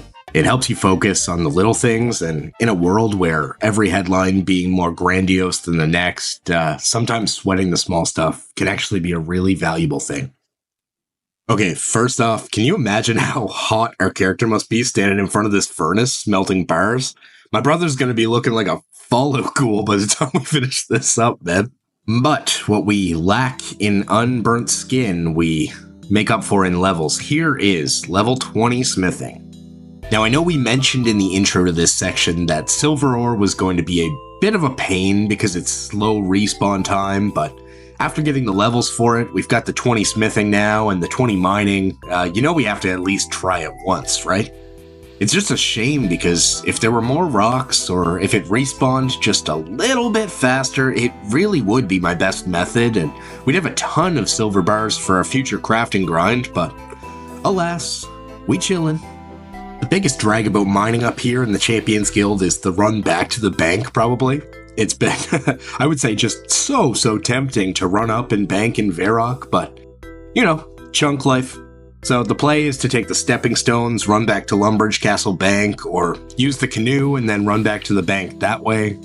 Not really sure which one's faster, but after doing this so many times, I'm certain I'll figure it out eventually here. Here's 30, which is a huge level because we can now mine coal, and we need a lot of it. Oh my god, we have a friend. Thank God, it's so lonely up here. I'm a little heart. What? Are they mining my... Did they start mining my rocks? Are they gonna take over my iron? Oh my god. I thought you were a friend. I was excited.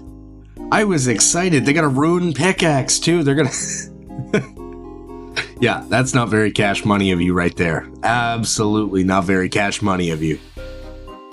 Oh, I love getting these evil Bob events. It's gonna be fishing or magic XP. Let's see what we get.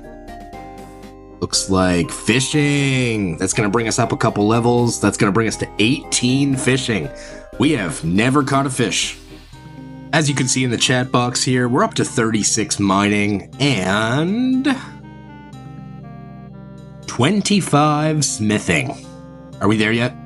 Just finished up a Quizmaster. Perhaps a Myth Skim would be a really nice upgrade over our steel knife, that's for sure.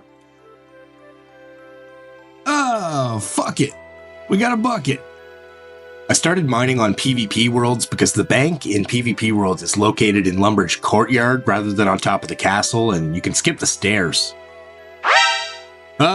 What the hell did I just run into? Oh my god, account ruined. Account ruined! Oh, wow. I was not expecting to run into anybody up here. Didn't mean to open the map either. Wow, I'm toast. I'm gonna lose my coal and my... Oh, did they leave me alone? Okay, I got gap on them now. I should be all good. Wow, I was not expecting to run into people here. This is like, especially like an entire team kind of following each other. What the hell was up with that? What are these guys doing? God, this run has no redeeming qualities. Always stinks to get back here. Such a long way. Be different if we had teleports, but we've got no way to get law runes in the chunk, or in any of our chunks, but let's take a little progress check. We are at 53 mining, which is good. We are getting a little bit of progress there. From here on out, clips are going to be a little bit more few and far between. I'm going to play it out like I don't want to keep you guys for too long, but really I lost some clips along the journey. This has been a long one. Tiny update, we've hit 5 million in bank value, mostly just ores, which is crazy, so keep grinding. Just so you guys know where all this stardust is coming from, I have been doing the odd shooting star when they appear in my chunks, and I need to be AFK, but, you know, I know it's not really helping our progress towards our goal, but it does help with number go up, and I know for a fact that's something we can all get behind. These guys over here are serving me some knowledge. I didn't know that you only get half the XP for mining stars on a free-to-play world. But we only have 2 shooting star locations, so we can't really be picky. 62 mining, and I think it's probably time to get back to our regular rocks and get off these stars for now. Taking a trip to everybody's favorite sleeping island, Cat. Give me some fishing experience. I want to see some fishing experience. There is some fishing experience. Let's go 20 fishing without catching a single fish. That is crazy, man. Let's take a quick look at where we are in the grind. We are still so early on. Didn't mean to click out there. We have so much mining to do. We need like... Oh my god, we're gonna be here forever. Ah! Did I scare you? So as you guys know, I'm super professional and I managed to film my 70 mining clip like this. So let's try to drag this back, see what we can even do here. Well, that looks pretty mid, but 70 mining, that's a big milestone. 20 more levels to go before we hit our first chunk task of 90 mining, and man, I can't wait.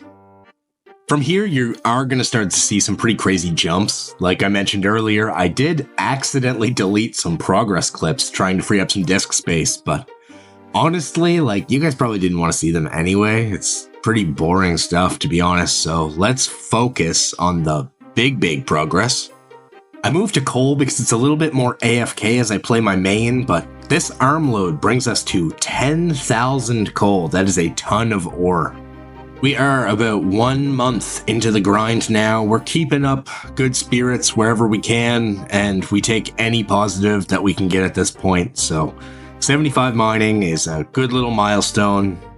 It's another level. It's another level, and everything's gonna be okay. I just gotta keep telling myself everything's gonna be okay. Once this is done, it's done. Once it's done, it's done. Just hit the rocks. Just keep hitting the rocks. Yo guys, it's been legit a couple of months since the last clip. We have about 70,000 out of the 82,500 coal we require, and here is mining level 87 coming in. Just 3 more levels to go before we hit one of our chunk tasks. I am really excited to start mining iron at this point. I've mined so much coal at this point, I'm gonna get like miner's lung. Ugh. Hopping into the bank, it doesn't even feel real. Who would mine 70,000 coal with a steel pickaxe? A real sicko, surely. 12.5k more coal to go. There is an end in sight. I can taste it. The goal was to finish the coal grind at the end of this episode, and we're close, but we're not quite there. That is 75,000 coal ores in the bank. Only 7,500 more to go at this point. Thank you all so much for coming along. We sure made a whole lot of progress this episode. I mean, I would hope so. It's been 5 months. We've gone from 18 days played to 53 days played, which is just a stupid amount of progress for one episode, so you'd better subscribe, or so help me God, guys. But yeah, we've spent 850 hours in this chunk so far, and we're only about 3/4 through the mining, so we're gonna have to smith all those steel bars after the mining is done too, so all in all, I'm counting we're gonna be in this chunk for well over 1,000 hours. But folks, that is going to do it for today's episode. These last few months have been just brutal. This much mining is definitely not good on the mental, but before we know it, it will be done and we'll be off to much bigger and better things. Having all these steel bars at the end of the grind is going to allow me to create a ton of arrows for future range and fletching grinds, and it just has to suck really bad first before it starts to become kind of awesome. Thanks for sticking with me. I know this wasn't the most content-focused episode I've ever created, but most of you watching are OSRS players yourselves. You get it. That's just the grind. Old school RuneScape's one chunk Iron Man mode gives a lot, but it takes even more. It forces you to experience the game in its rawest form. You can't just skip the boring stuff. You have to do everything, whether Jagex planned it or not. And the craziest part? No one's ever played it quite like you. Things start to get real once you unlock death chunks.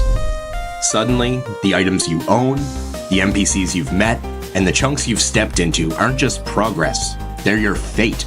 Because in this game mode, one man's death chunk is another man's free roll. Take the Champions Guild for instance. A forgettable chunk for most, but for us, a soul-crushing mining and smithing grind. Over 140,000 ores stand between us and freedom.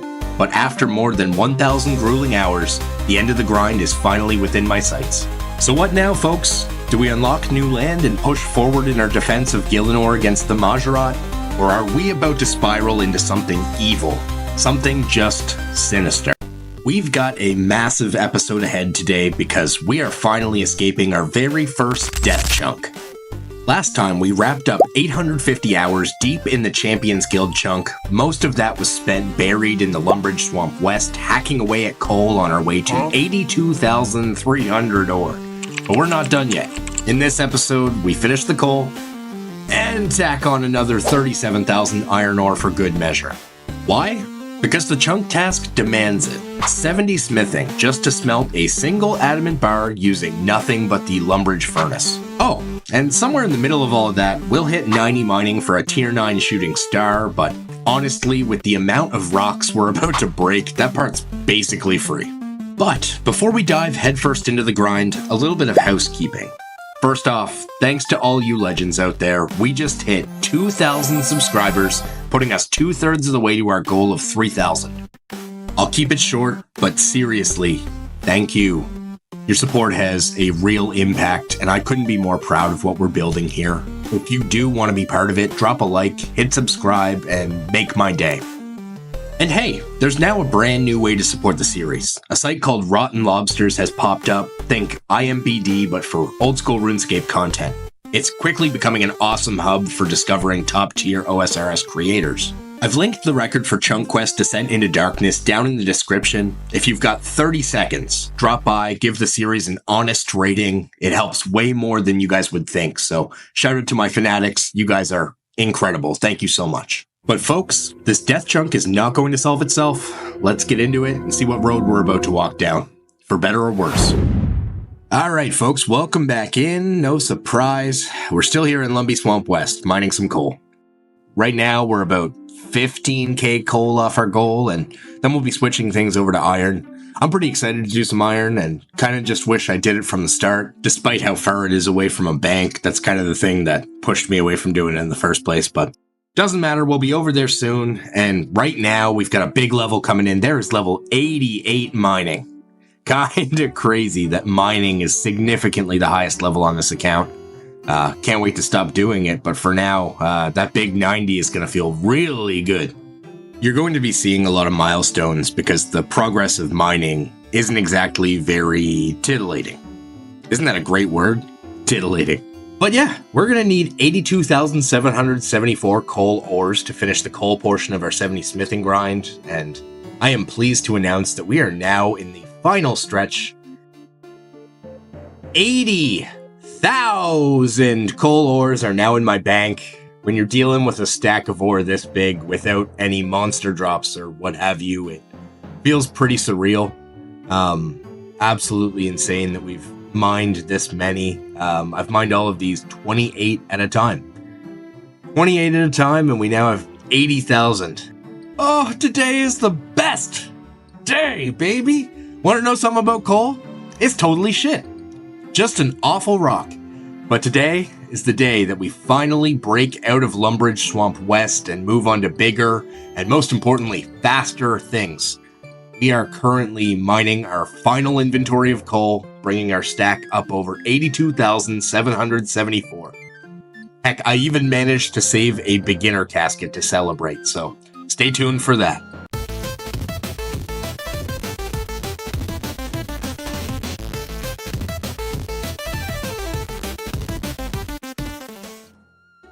Oh, I feel like a kid on Christmas morning. Let's go stab this dragon in the neck, baby. It's done. It is done. 6 long, grueling months later, we finally hit our goal.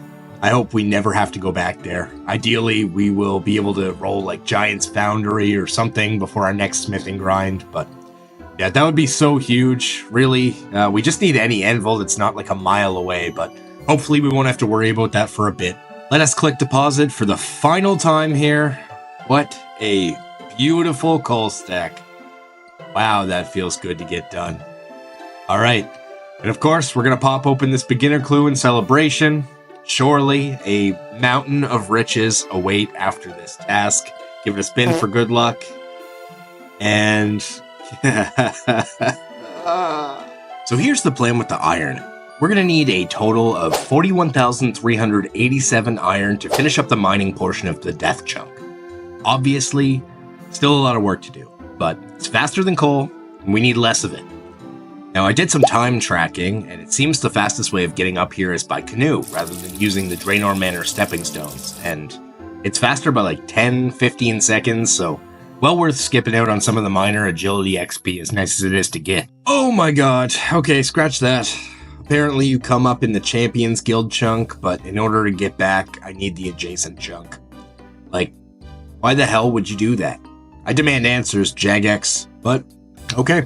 Calculations are out the window, I guess, guys. We're going to be taking a whole lot of trips on these stepping stones. Another day, another moment on the edge of greatness, my friends. As you can see here, we're 94% of the way to 89 mining, which is very, very neat. But we're also up to 10,000 iron ore mined, a few more of those stacks, and we're going to be laughing all the way to the furnace. Well, no shocker that after being that close, here's our 89 mining clip. Look, guys, my wins right now are few and far between. Clap for me, please. Please. Let me show you what we're working with in terms of a banking route. Well, it's bad. The order in which we got these chunks is so ass.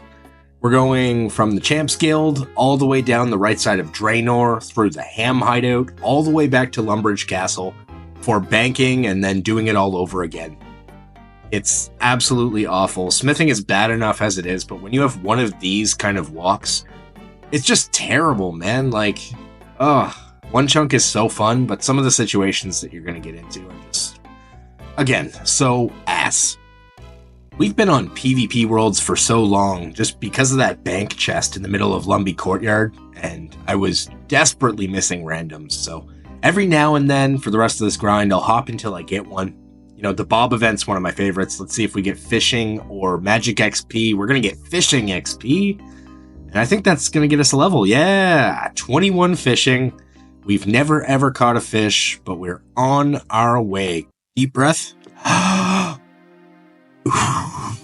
Exhale our demons. There's 20,000 coal, almost halfway there. Peak entertainment. I don't know if this is a bot or a noob or what's up, but I'm hoping this mugger takes them out. Entertainment is few and far between right now, so we take what we can get. We want blood. Give us blood. That's what I'm talking about. R.I.P. Enjoy Lumbridge, baby doll. You definitely don't get a lot of them while mining. Clues from mining come pretty slow, let alone clues that you can do within your own chunk. But we got a beginner here, and I don't know what we're even still looking for. I think mole slippers would be cool. Maybe some black equipment, an axe or a pickaxe would be good. Would like either of those things for sure. See what we get. Huh?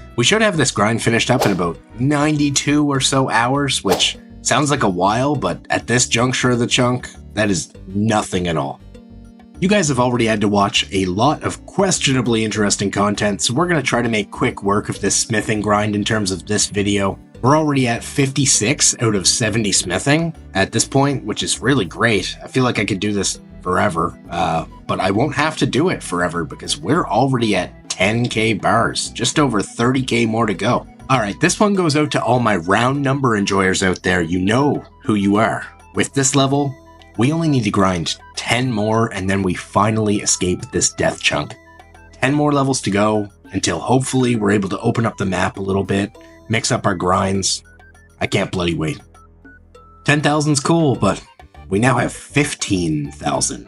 And hey, 15,000 is cool, but it's sure no 20,000.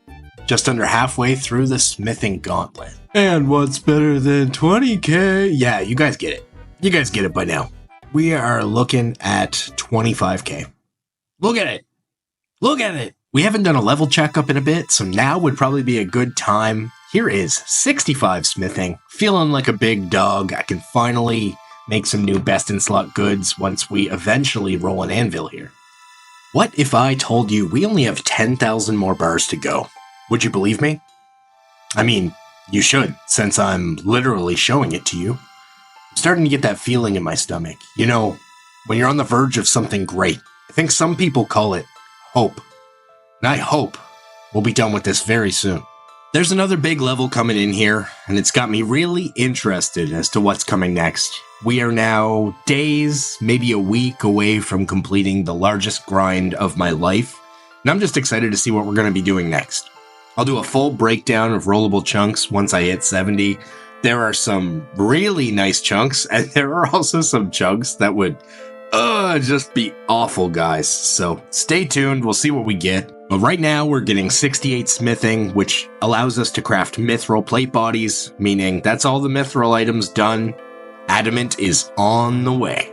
We are so close. So close. We're almost 9 months into this chunk, and the only thing holding me back is one more measly smithing level. There is very nice 69 smithing coming in there. Nice, nice, nice. You guys gotta realize this is 9 months of my life, so I am gonna milk this just a little bit longer. Let's check out how much we have left. 1,000 more bars to make. It is absolutely crunch time. Let's get this done. Look, I'm hardly going to let this get to me at this point, but the nature of using a PvP world to smith means that you're probably going to get picked off a few times, and I did. As you can see, we're 99.4% of the way to our goal, basically there, but our ore stores have run a little bit dry, so let's go get a few inventories each and take this home.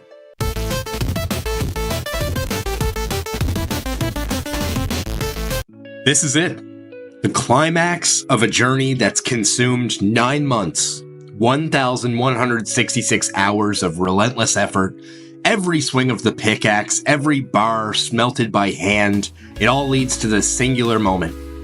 70 smithing, forged entirely from steel bars, no shortcuts, every ore mined, every bar smelted, earned through blood, sweat, and sheer will. We have finally conquered the mountain. After all this time, I can finally breathe. But our story isn't over just yet. One final challenge remains: to extract adamantite from the earth and forge it into a bar. The last task of this colossal chunk. Let's finish what we started. As we begin the slow and unforgiving task of mining this adamant rock, I just want to take a minute to thank each and every one of you. 9 months ago, we rolled into what felt like a death sentence of a chunk, one that nearly derailed the entire series. It was slow, it was brutal, and at times I questioned if it was even worth continuing. But here we are. Against all odds, we pushed through, and while it might not have been the most thrilling arc in terms of pacing, I hope the sheer weight of this accomplishment, the grind, the perseverance, delivers even a fraction of the dopamine that it's given me. This was a mountain, and we climbed it. Now with this chunk nearly behind us, all we can do now is hope for a string of good rolls ahead. It's finally time to push forward to get back to what this journey was always supposed to be about, saving Gielinor from the Mahjarrat. After one final walk back from Lumbridge Swamp, we finally accomplished what we set out to do 9 months ago. Our adamant bar is smelted, our chunk task is complete, our death chunk has been bested, and it's finally time to roll a new chunk. Wish me luck, guys. God knows I'm gonna need it. But let's not get ahead of ourselves. It's been a long time, and I want to make sure that you guys are all aware of what the map looks like and what kind of chunks we can roll moving forward. We have 8 rollable chunks, and like most chunk roll situations, we have some potentially great rolls, and we also have some potentially pretty damn bad rolls, like really bad. So let's talk about each of them, starting with the ones I would love to hit first. First up, we have North Mahjarrat. This would be a great chunk to allow us to begin to expand into the desert. It would also give us access to a gem shop, which would give us a more reliable crafting method than balls of wool and sinew like we currently have. And on top of that, the only other task we would need to complete is part 1 of the feud, so this chunk is basically free. Next up, we have Groat's Farm. This is an absolutely nothing chunk, but again, some chunks like this would be really nice to open up the map a little bit. Not that it matters for us until we get a seed source, but it also has a hops patch up there. Continuing upwards, we have the Varrock South Gate. For all intents and purposes, another free chunk. There are some very minor diary tasks in the area. We need to pickpocket a guard, but we already have the thieving to do so that wouldn't be a problem. The thing that makes this chunk really nice is the fact that rolling it would give us access to Dark Wizards, which would be our most reliable mob to farm runes on before we finally gain access to a rune shop. Next up, good old Gielinor Manor. Another nothing chunk. No tasks here at all, but opening it up would of course give us future access to some early game quests like Vampire Slayer and Ernest the Chicken. And the last chunk I wouldn't mind rolling is the companion to my much explored Lumbridge Swamp West, Lumbridge Swamp East. Another fairly easy chunk. We'd finally unlock a fishing method and need to do a small amount of training to catch a fish spawn. We could complete Missile and Mystery and get a little bit further into Restless Ghost. And of course we also unlocked Death's Domain, where we would need to purchase the 200,000 gold Angel Gravestone, but we have enough cash from the initial fletching grind we did on the account all those months ago, so that wouldn't be a problem either. So there you have it. 5 out of 8 chunks are chunks that I would love to roll, so the odds, at the very least, are in our favor. However, the 3 remaining chunks would put us on a very familiar grind. Now that we have access to smelting adamant, the second we unlock an anvil, we are going to get sent into a terrible 88 smithing grind to smith an adamant plate body, which would basically mean doing the same grind that we just did all over again, which as you can imagine sounds pretty freaking awful. Of the 3 anvil chunks, the preferable one would be West Varrock. Not only would we gain access to a much closer bank to the Champions Guild in the Varrock West Bank, we'd also gain access to one of the closest anvils in the game to a bank.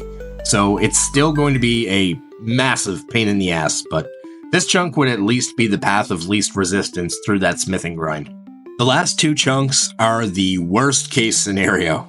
Both prove to likely be the same length or longer than the death chunk we've just completed. The first of those problem chunks is Gielinor Village North. Of course, we would have to do the same smithing grind that we would have had to do in Varrock, but it gives us one of the worst anvils in the game to do so. The anvil we would unlock in this chunk is Gielinor Sewer, meaning that our smelting trips would start at Lumbridge Castle Bank, then we'd have to walk all the way to North Gielinor, go underground, and walk the rest of the way to the anvil before turning back around to Lumbridge. I'm not gonna lie, it would be absolutely awful, but not the worst case scenario because our last rollable chunk would shake us to the core. Last up, we have Gielinor Village South. Now, Gielinor South has a lot of the pitfalls that North Gielinor has. There is still an access point to the Gielinor sewers, so we would still be using the Gielinor sewer anvil.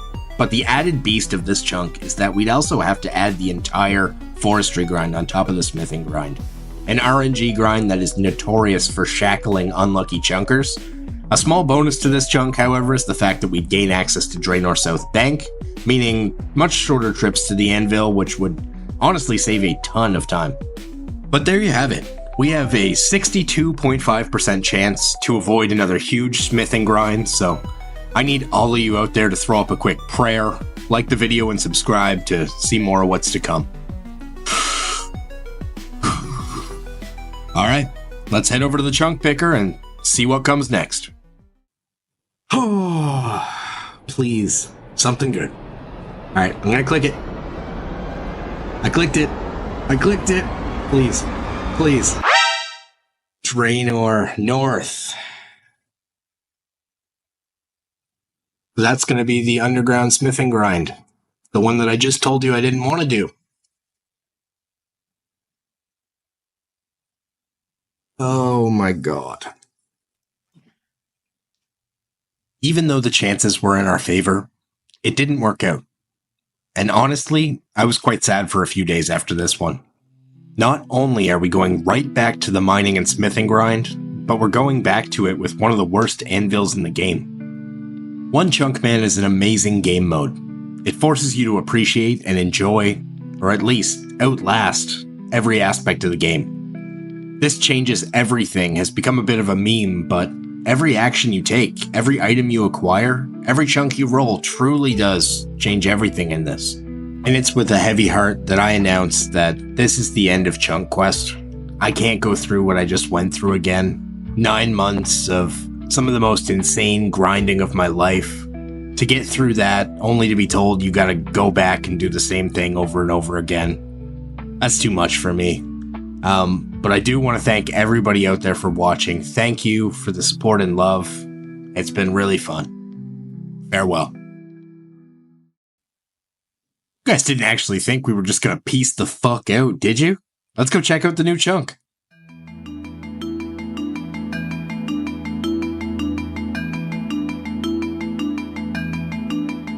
Welcome to Gielinor North, our home for the time being. The chunk itself has some great stuff, but not all of it's yet accessible. We obviously have the Gielinor Sewer and the Gielinor Sewer Anvil that will be the main focuses of this chunk. We have access to the Gielinor Village Agility course. However, without South Gielinor, we only have access to the first 2 obstacles, and with no way of turning around on a rooftop course, that's not going to be much use to us yet. We can also now access our first Slayer Master, Spira. However, without the completion of Porcine of Interest, there's nothing Spira can do for us yet. We also have the start to Vampire Slayer, but that's nothing more than just the start of Vampire Slayer at this point. So that's the chunk. There isn't much else other than, of course, the copious amount of smithing we're going to need to get done. Let's not talk about that yet. It's pretty hard to feel like this isn't just a giant kick in the nuts to get thrown right back into the hell I just escaped. But I've said it many times, this is the game we play, and as one chunkers, we really can't complain we did this to ourselves. You need to look at the positive, and the positive here is that after this is all done, all the rocks, all the bars, all the sweat, we're going to be rocking full adamant. We're going to be looking hella 2004 scary, man. But ultimately, guys, there are just a few tasks to complete before we end the video today, so let's jump into those so we can all enjoy something slightly different before mining and smithing comes to rear its ugly, ugly head. We're starting off here in the chicken pen. We were at 10 ranged, I think, before we started, so you can count on us getting a lot of levels here. Not only are we going to need a good stock of feathers for the copious amount of steel arrows we're going to be making, but we're also going to need 46 range in order to wield adamant bolts, so no better place to start than here. Just got the most goated XP event, and now we have a Tome of Knowledge. There is only one skill I can see us putting these into, and that's certainly smithing for the next time being. Here's one that's certainly been a long time coming. 31 range, but more importantly, 1000 total level. Chunk Quest is officially a 4-digit Chad. So we're taking a pause on the chickens and heading over to cows. Not only do they have a bit more HP and are a little bit nicer to kill, but we also just found a bit of an unexpected chunk task. Because we've secured leather chaps from clue scrolls, unlocking an anvil means we need to grind to 44 crafting using sinew in order to craft some studded chaps. So we're going to need to collect something like 3,000 beef right quick. Let's knock it off. A few days later, here's 42 crafting. I mean, this has been taking a couple days, but we could have been doing balls of wool, which are only 3 experience, which would have been so much worse, so lucky we have Sinew. Here is 50 range, and that's going to let us use the fabled magic short bow.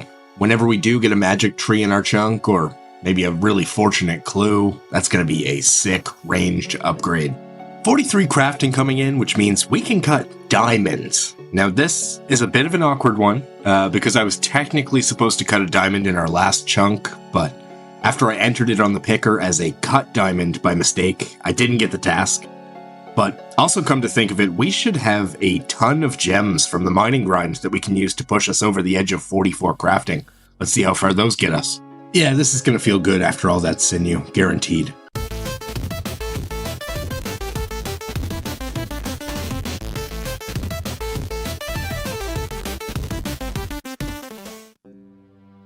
Yeah, those are certainly some XP rates I could get used to. There is 44 crafting, and we can officially deck ourselves out in full studded. This is going to be our very first time headed into the Gielinor sewer, but honestly, we'd better get used to the run over here because we're going to have to do it these thousands of times soon enough. That's a big run, man. Kind of awful, but here we go. Let us do our very first work on an anvil on this account to craft some studs for these chaps and body. Wow, I haven't seen this menu for a while.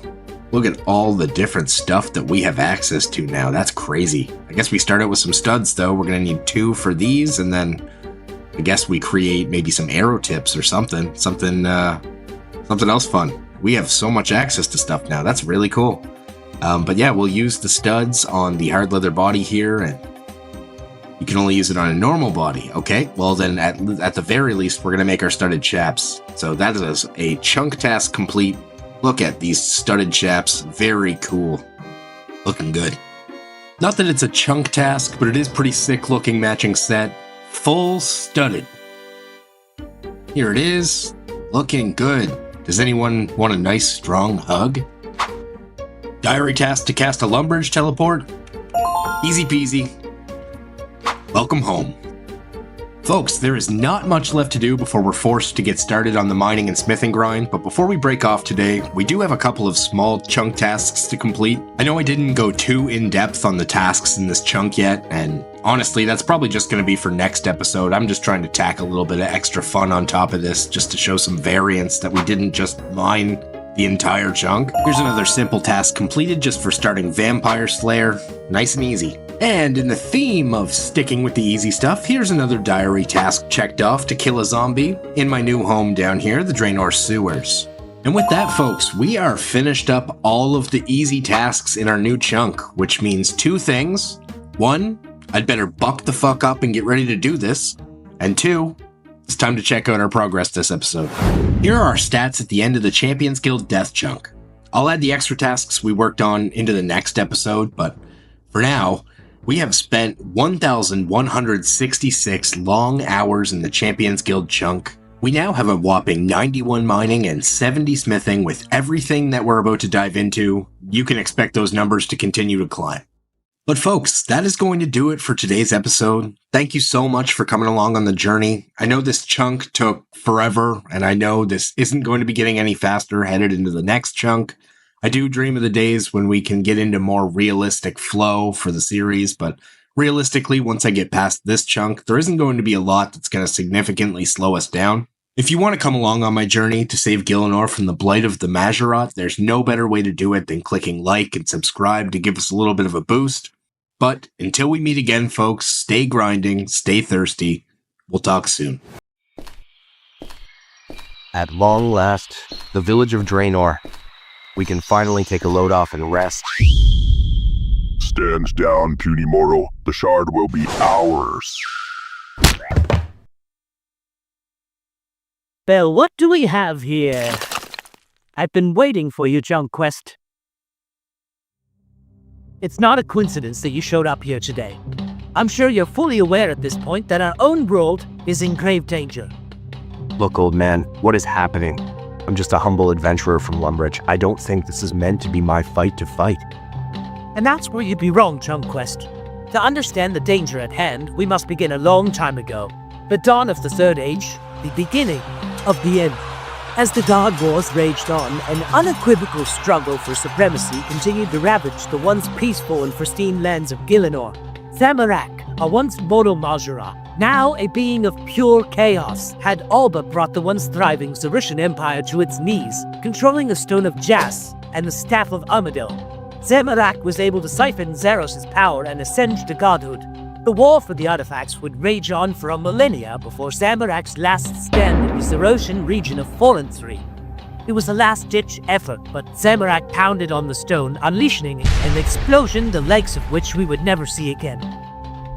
As the story goes, the blast disturbed Latana's life force, Anima Mundi, to such a degree that Guthix was awoken from his long slumber, keen to restore the balance he had once crafted. But what if I told you that, upon striking the Stone of Jas, a shard splintered off?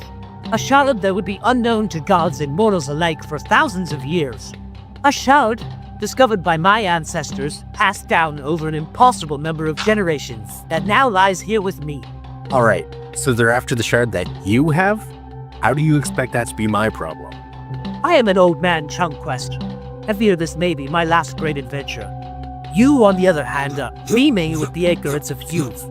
To prevent the world from facing the same fate as Fallen 3, we must work together to push back the blight of the Mahjarrat. Welcome back at long last to Chunquest's Descent into Darkness. Folks, it has been a while. We have been in mining and smithing purgatory for the longest time, but in this episode, 1,904 hours later, we're finally going to finish hitting rocks and hopefully move on to bigger and better things. As far as the tasks go here in Draenor North, we still have a whole lot to get done. And rather than go through them all one by one, just know we're going to need to smith a whole lot of adamant items, with the penultimate goal being 88 smithing to craft an adamant plate body within the Draenor sewer. And man, I know it's a sewer, but the whole situation, it stinks. The good news there, however, a whole lot of best in slots are incoming. I mean, we're going to have full adamant on this account. Even that sounds too good to be true, but we've been putting in the work, let me tell you. So without further ado, let's get past all of this god-awful smithing so we can move on to what I promise will be a seriously good time. Let's go. Welcome at long last back to the grind, my friends. We're starting out here with something actually a little bit different than smithing. But after so much time mining and smithing, you can't blame me for switching things up however I can. We're going to need 46 range to equip some addy bolts, so we're just training up here on some chickens. We can stack some feathers to make some arrows with. This is one of a couple small tasks before we dive headfirst into smithing again, so let's enjoy this while we can. And here is the other small grind we're working on right now. So during our mining, we of course pulled a few diamonds because we were mining forever. Which is of course going to give us a 43 crafting grind in order to cut it. And at first I was like, damn, oh god, that stinks. I'm going to be shearing sheep forever. But since we do have range access and access to cows now, we actually can do sinew, which is going to be a hell of a lot faster. And if we turn that sinew into crossbow strings, what are we dealing with here? We're dealing with, 15 XP. Okay, balls of wool would have been 3. So this blows that right out of the water. My god. Don't feel too bad for me, however, though, because we have a ton of uncut gems to also help us get along here. In fact, cutting all of these is going to get us a ton of XP towards our goal. You know what? Let's get the best of both worlds. We'll stop killing chickens for a bit. We'll go kill the cows. We do need some more raw meat, of course, anyway, for the sinew. But now we can train our range, and we've got 40 range here on the cows, just 7 more levels, and a few more crafting levels to go, and we'll be back to business. It has come to my attention that we can now upgrade this here willow short bow to a yew short bow. Pretty huge. This is going to be our best arrow slinger until we hit a magic tree. Here's a happy little surprise mystery box. Will this be the stale bread? This is a body rune. This is worthless. Here's the fine crafting level of 43. This is going to allow us to cut diamonds, which is great because we've got some in the bank. We've also got some rubies that need cutting up, so chunk task is complete, but let's keep blasting. Why would anybody ever need drugs when you can just chop a gigantic gem stockpile like this? Look at those XP drops. And another quick task for us. We can actually now upgrade our range gear, which is really nice. We're going to bring our leather gear here up to studded quality. We're just going to attach the... And you need a normal leather body. Okay. We should be able to make the pants anyway. And then, yeah, there's the pants. And then we can head back to Lumbridge Bank and we'll make that body right quick. Sheesh, that's an attractive man.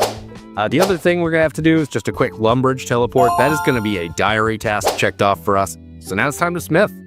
Look, smithing sucks. And yeah, it's super outdated. But I'll tell you what, we've got 75 now and we can make an adamant scimitar. That's a heck of a lot nicer than our mist spear, that's for sure. A real training weapon. On a one chunk, man, there's always certain grinds that are always looming over you. And because of this, I turned half of those steel bars into 150,000 iron arrow tips. So if we get something like the smoldering stone grind in the future, I'd like to be prepared at the very least, and we should be now, so probably plate bodies from here on out. Another 5,000 bars down. It's really nice to start seeing some alks stack up of all content, however. I know you guys have seen a ton of smithing on this channel, so try to make my way through this fairly quickly. Just 8,000 more bars to go. I'm honestly going to blast through this in no time, but I do reserve the right to complain just one last time about my pathing here. Imagine how many less hours this would have taken if I just could have had a closer bank. Like, it's nuts. But complaints aside, 80 smithing, just 8 more levels to go. Okay, it's officially depression time. That is the last of our steel bars. We've got 10 left, which means we're going to have to go yearn for the mines again. One day I'll be free, but that day is not today. Let's chat a bit about mining. We're going to be skipping the steel this time around. Iron is just going to be faster. We've already got 10,000 iron built up here, which is great. But you know how many iron we're going to need to hit our smithing target of 88? We're going to need a cool 110,000 ore. We mined 140,000 in the previous chunk. So between the two, we are going to click 250,000 rocks. Isn't that hauntingly beautiful? Beginner casket, anything fun to be had? Nope, nothing fun. Huge shout out here to Kite Man, who tracked me down, tried to give me a bond.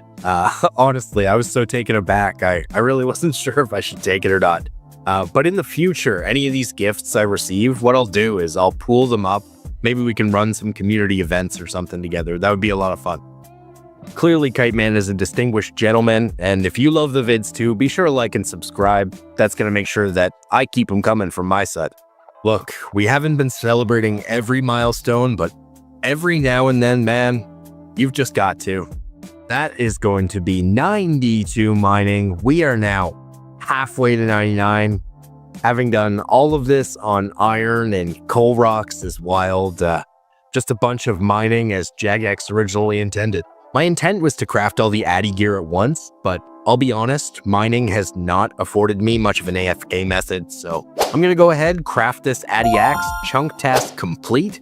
This way I can do some wood cutting and fire making passively, so the gains aren't stagnant. I had to hop back on the computer. We were doing some of that passive AFK, getting a lot of arrow shafts down for future arrow creation, but we ended up with a casket as well. Let's take a look at what's in here. Ooh, all right. Well, I think we have all of those items, but it's funny, we've come a long way. That would have been a dream casket back in the day. Are we wasting a lot of time? Yeah. Do we have 80 wood cutting? Yeah. We had enough feathers for 50,000 headless arrows, which means we're gonna pull through like 50,000 steel arrows here, still have 100,000 arrowheads waiting for us once we get a better feather source. Look at those XP drops, oh my goodness. We ended up getting up to 75 fletching, which is awesome. We can make rune arrows should we ever have the opportunity to do so. But for now, back to the problem at hand. We've got 30,000 iron ore now. We need a whole lot more, so it's time to get focused. 93 mining. We've officially crossed the Rubicon on this one, much more than halfway now.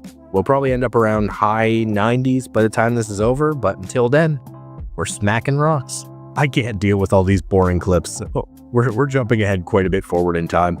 At this point, we have 70,000 iron ore mined. We've crafted just over 4,000 iron plate bodies, and we have 15,000 more iron bars to process. It should get us close, but we've also been on the losing end a bit of that 50% smelting chance, so we will just have to see. We're going to get very close. I don't know if you guys see it yet, but I can finally see an end here that is 85 smithing. We can now smelt runite ore and our first rune items, which is crazy. How did this little account become so stacked? 86 smithing. Wow. One more level to go. We can make adamant plate legs and a rune axe, which is pretty cool. Hopefully we don't hit that runite ore for a while, because that could be tragic. Here's a big milestone moment. We're now a ruby rank in the Chunk Chat CC, which means we have officially been at this account for 1 whole year. And I'll tell you what, here is to much, much more progress in year 2. We did take a little processing break, but now we're back to the mines for a substantial level, 95 mining. You might not like it, but this is peak male physical form, guys. Whew, and just like that, 96 mining. This is going to be the last mining level in this grind. 96 mining feels absolutely surreal to me. The start of both these mining grinds feels like both yesterday and forever ago. Whew, we're on the cusp of greatness now, my friends. If my calculations stay true, this last 40,400 iron ore should get us to our goal. See you guys all at the finish line. Now, we're all done with the mining portion of the grind, but I just can't leave here without pushing through this last level. In the past 2 grinds, these stepping stones have taken us from 27 to 40 agility. I couldn't leave without capping it off on that nice round number. 40,000 ore into 20,000 bars. If I roll mining and smithing again, I'm quitting the account. 87 smithing. We are now through all of our iron bars, and we are ungodly close to 88. However, I do need to smelt some adamant bars to make up all the items for our chunk tasks, so let's finish off doing just that. All right, folks, this is the moment. This has all been so long coming in. I'm so excited for this. First off, we have our best in slot stab, adamant sword. Then our new overall best in slot weapon, the adamant scimitar. Beyond excited for this upgrade. Absolute beefcake. Then we can grab ourselves an Addy 2H, our new best in slot flinch weapon, our new best in slot prayer, the adamant mace. Let's do some armor. How about at long last, the adamant plate legs? A shield as green as they come. Here comes an Addy guide shield. What else will get us over the hump here? We've got Addy bolts. We need to wield these for a task. Can't forget our best in slot crush flinch in the Addy Warhammer. And finally, ending off this several month grind to 88 smithing, we have the adamant Fulfhelm. And with that, we are finally able to create an adamant plate body and hightail it out of this chunk. But now before we get the rest of this shit done, better hurry my ass up before you click off the video, eh? And of course, let's finally create that Addy plate body. That is going to knock off both the task for creating one and the diary task for creating an Addy plate body in the Gielinor sewer. So that is the hardest task in the entire chunk complete. Now to just get done with the rest of these tasks. Addy square shield, best in slot range defense. Gonna have to take out a couple chickens to get some feathers, but once we attach these to the bolts and equip these, there is one more chunk task in the bag. Yo, I have full Addy armor. That still hasn't hit me. Just a handful more strikes of the hammer before we're finally done this chunk. Let's go ahead and make ourselves a medium helm. First thing on the list here. Oh, it's been a long time coming, guys. I can't believe we're finally doing it. So here we go. We're going to make some knives. Those rooty tooty shooty knives. See what else we still need. We need a long sword. Let's grab ourselves a long sword. Next up, the chain body. Just one more thing after this, and you know what we're going to send it home with? We're going to send it home with an adamant battle axe. And with that completed, the chunk, it's done, baby. We did it. Look, I know my answer, but how about you guys? Are you ready to roll? Because I am pretty fucking ready to roll. All right, before we roll, let's chat for a quick second. So we survived our mining and smithing grinds. They're in the rear view now, and that's exactly where we'd like to keep them, trust me. But there is a chunk on the map right now that straight keeps me up at night. A chunk that we're only 2 rolls away from, and that chunk is West Falador. Not only would this chunk come with a 99 smithing grind for us due to it having runite ore, but it also comes with a 90 fletching grind to fletch adamant darts. Obviously, making this chunk a no-go zone. I don't want anything to do with it, so fingers crossed we can stay away from it. But that's enough about my fears and insecurities. Let's go roll the chunk. Okay. Let's do it. It is clicked. Let's go. We are going to end up at South Falador Farm. Oh God. All right. So we are now 1 away from the hypersmithing grind. As far as Falador Farm goes, it's a pretty chill chunk. We finally have access to a few farming patches. We can start doing some farm runs. We need to plant some sweet corn for a task, and in order to do that, we're going to have to pickpocket some farmers. Little did I know that we needed 3 sweet corn seeds to plant the allotment patch, and these farmers only drop 1 and 2, so we had to hit the drop rate a couple times, but we ended up getting there eventually. The tasks in this chunk are to grow sweet corn, start Corsair Cove, and browse our new farming shop here. This farming shop is great to have. Bit of an upgrade over the patch shops that we already have. That compost is huge, the filled plant pots, those will all be really nice. But yeah, in quick chunks like this, I'm not going to spend a ton of time going over tasks. Just know that I do them all, and the major ones will always be highlighted. But there's the sweet corn planted. I'm not going to wait for it to grow. Let's just go ahead and roll our chunk. All right. So we're going to try to stay away from here. That's the only thing on this entire board that would be just awful. So, surely. Let's pick a chunk. Okay. Where we at? Where we at? Oh, Groats Farm. Free chunk. Completely free. Welcome to Groats Farm. One we've been excited to get for a long time. It's been on our radar as a free chunk for some time now. You've got the classic Lumbridge cow pen here, the classic one we all know and love. We've got Groats Farm over here, a couple more chicken spawns. I think there's an egg spawn back there. We've got more of these farmers, which we can probably turn the tag off for now that we're done pickpocketing them for those sweet corn seeds. Aside from that, what else we got? We've got a hop patch. Small hop patch we can start using, and then that's pretty much everything in this chunk. So we're doing a great job at opening up the world like we really wanted to before we started here. Let's keep doing it. Hopefully There's not much to do with that roll, so we're gonna pick again. Let's unlock this whole map, baby. all right, we got Lumbridge Swamp East. here. We are in Lumbridge Swamp East. There are definitely some great unlocks here, which is nice, but much like the other chunks we've rolled, this should be fairly quick. We've got Death's Domain here, which we have a task associated with to get the Angel Gravestone, which isn't going to be a problem. We've already got the Curved Bone here from the frogs in our previous grind in Lumbridge Swamp West, so that's no problem. But the most notable thing about this chunk is we now have fishing unlocked, guys. With this small fishing net, we can now go ahead and catch some shrimps, which aren't going to be a whole lot of use to us food-wise, but they're going to build us up to be able to catch a fish spawn at 33 fishing. So I guess we'll just park our butts here with an axe and a net and get up to 33. Fishing was definitely a really nice way to just change the pace of things, but we did get to 33 pretty quickly, and pretty quickly after that we headed into the Lumbridge Swamp Caves and pulled out this fish spawn. 75 experience. That's actually pretty decent. Now, just a couple of other small tasks in this area. We've got to go visit Death's Domain, hook ourselves up with an Angel Gravestone. It does cost like 250k or something like that.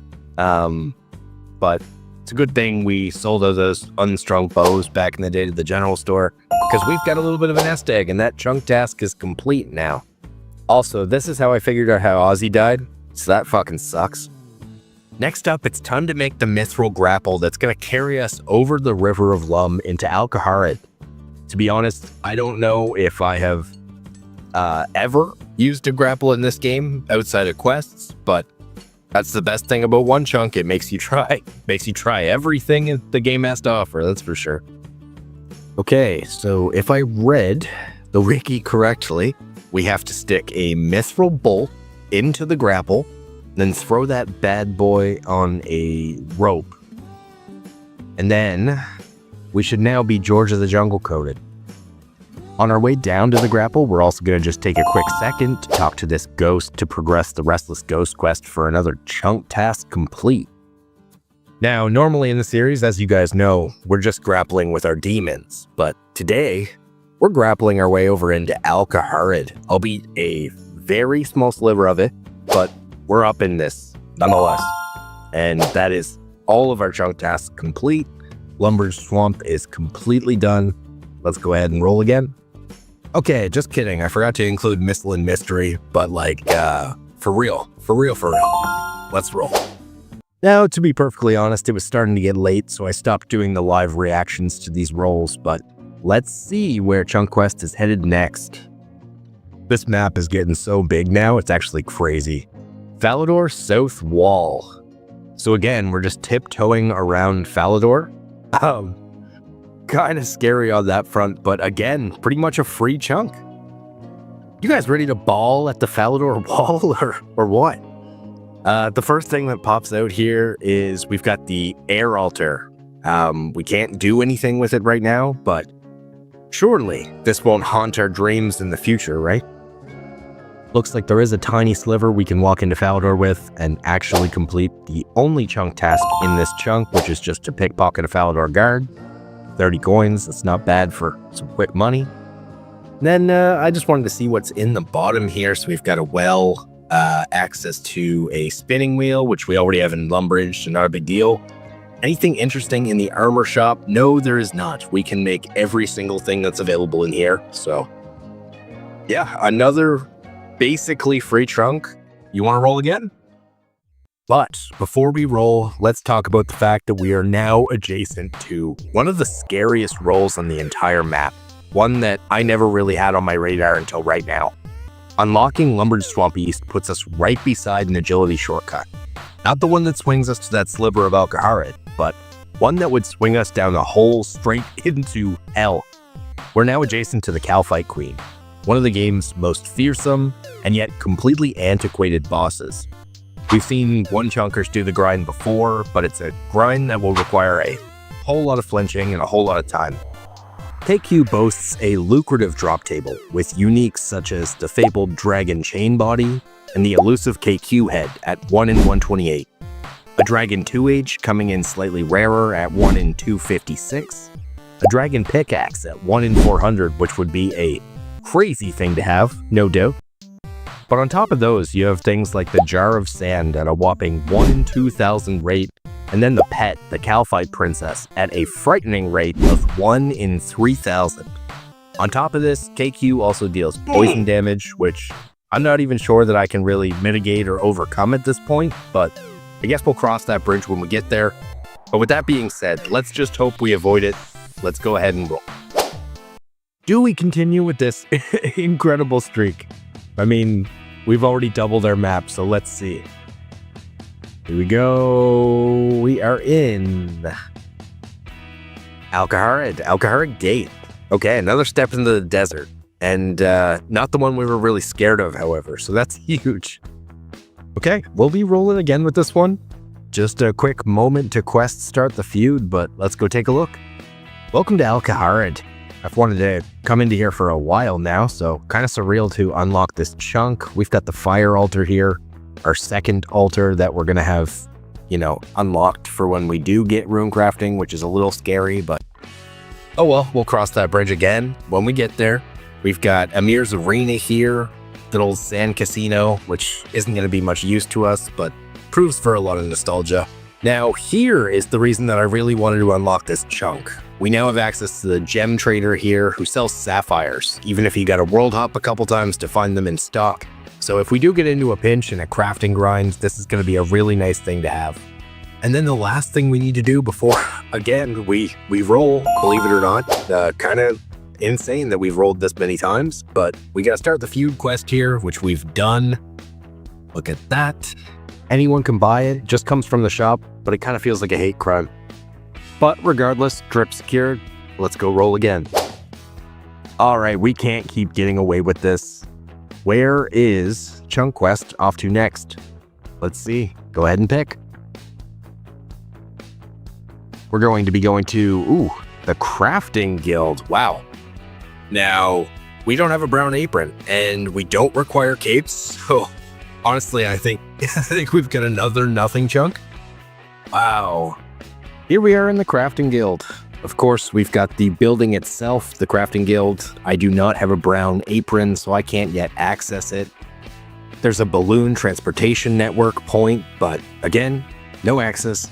And then here's the makeover mage. So if we do want to change our character now, we can. I looked at some things in here, but honestly, I didn't have the heart to change him. So just like that, after yet another free roll, we're making our way back to the chunk picker. I know our last few grinds on this account have been just god-awful content-wise, but I really hope you guys are enjoying this streak we're on. This has made it all just so worth it, and I'm absolutely chocked full of piss, vinegar, and adrenaline. The time has come to roll again. Let's see what's in the cards this time. All right, let's go. We are in Gielinor South. Well, our massive roll streaks come to an end. Looks like it's time for the forestry grind, but geez, we've also got some huge upgrades in this chunk as well. I plan on starting with the Gielinor South chunk next episode, so I don't want to go over too much, but we just came into some really excellent upgrades in rolling this chunk. Firstly, we now have access to the full Gielinor agility course, which is massive because even though it's a low-level course, it sure beats the hell out of any agility obstacle training we might have been forced to do in the future. The other huge bonus is that we now have access to Master Farmers, which is about the best damn way for an Iron Man to farm seeds. And where we just unlocked South Falador Farm, it is officially time to get those farm runs going. And maybe most importantly of all, we now have access to the Gielinor Bank, which should substantially speed up just about any activity that we might get ourselves into. Let me tell you, I will not miss that damn Lumbridge Bank. But guys, before we close today, I did have something, I've been feeling a bit weird about that I did want to run past you guys. I just need some feedback. So the overall goal of this account has always been to free 10 of Gielinor's most major cities from the blight of the Mahjarrat. As per my rules, upon liberating a city, i.e. completing all of its chunks, we're supposed to be awarded with a free hand-selected chunk roll. Now, as somebody who admittedly kind of has regrets over not going full extreme one chunk from the get-go, I'm not sure if I even want to make it a little bit easier for myself by giving me that free pick option. Now, I'm bringing this up now because we've technically already liberated what I consider to be Lumbridge, but still I've not yet made this decision on if I want to do the free roll or not.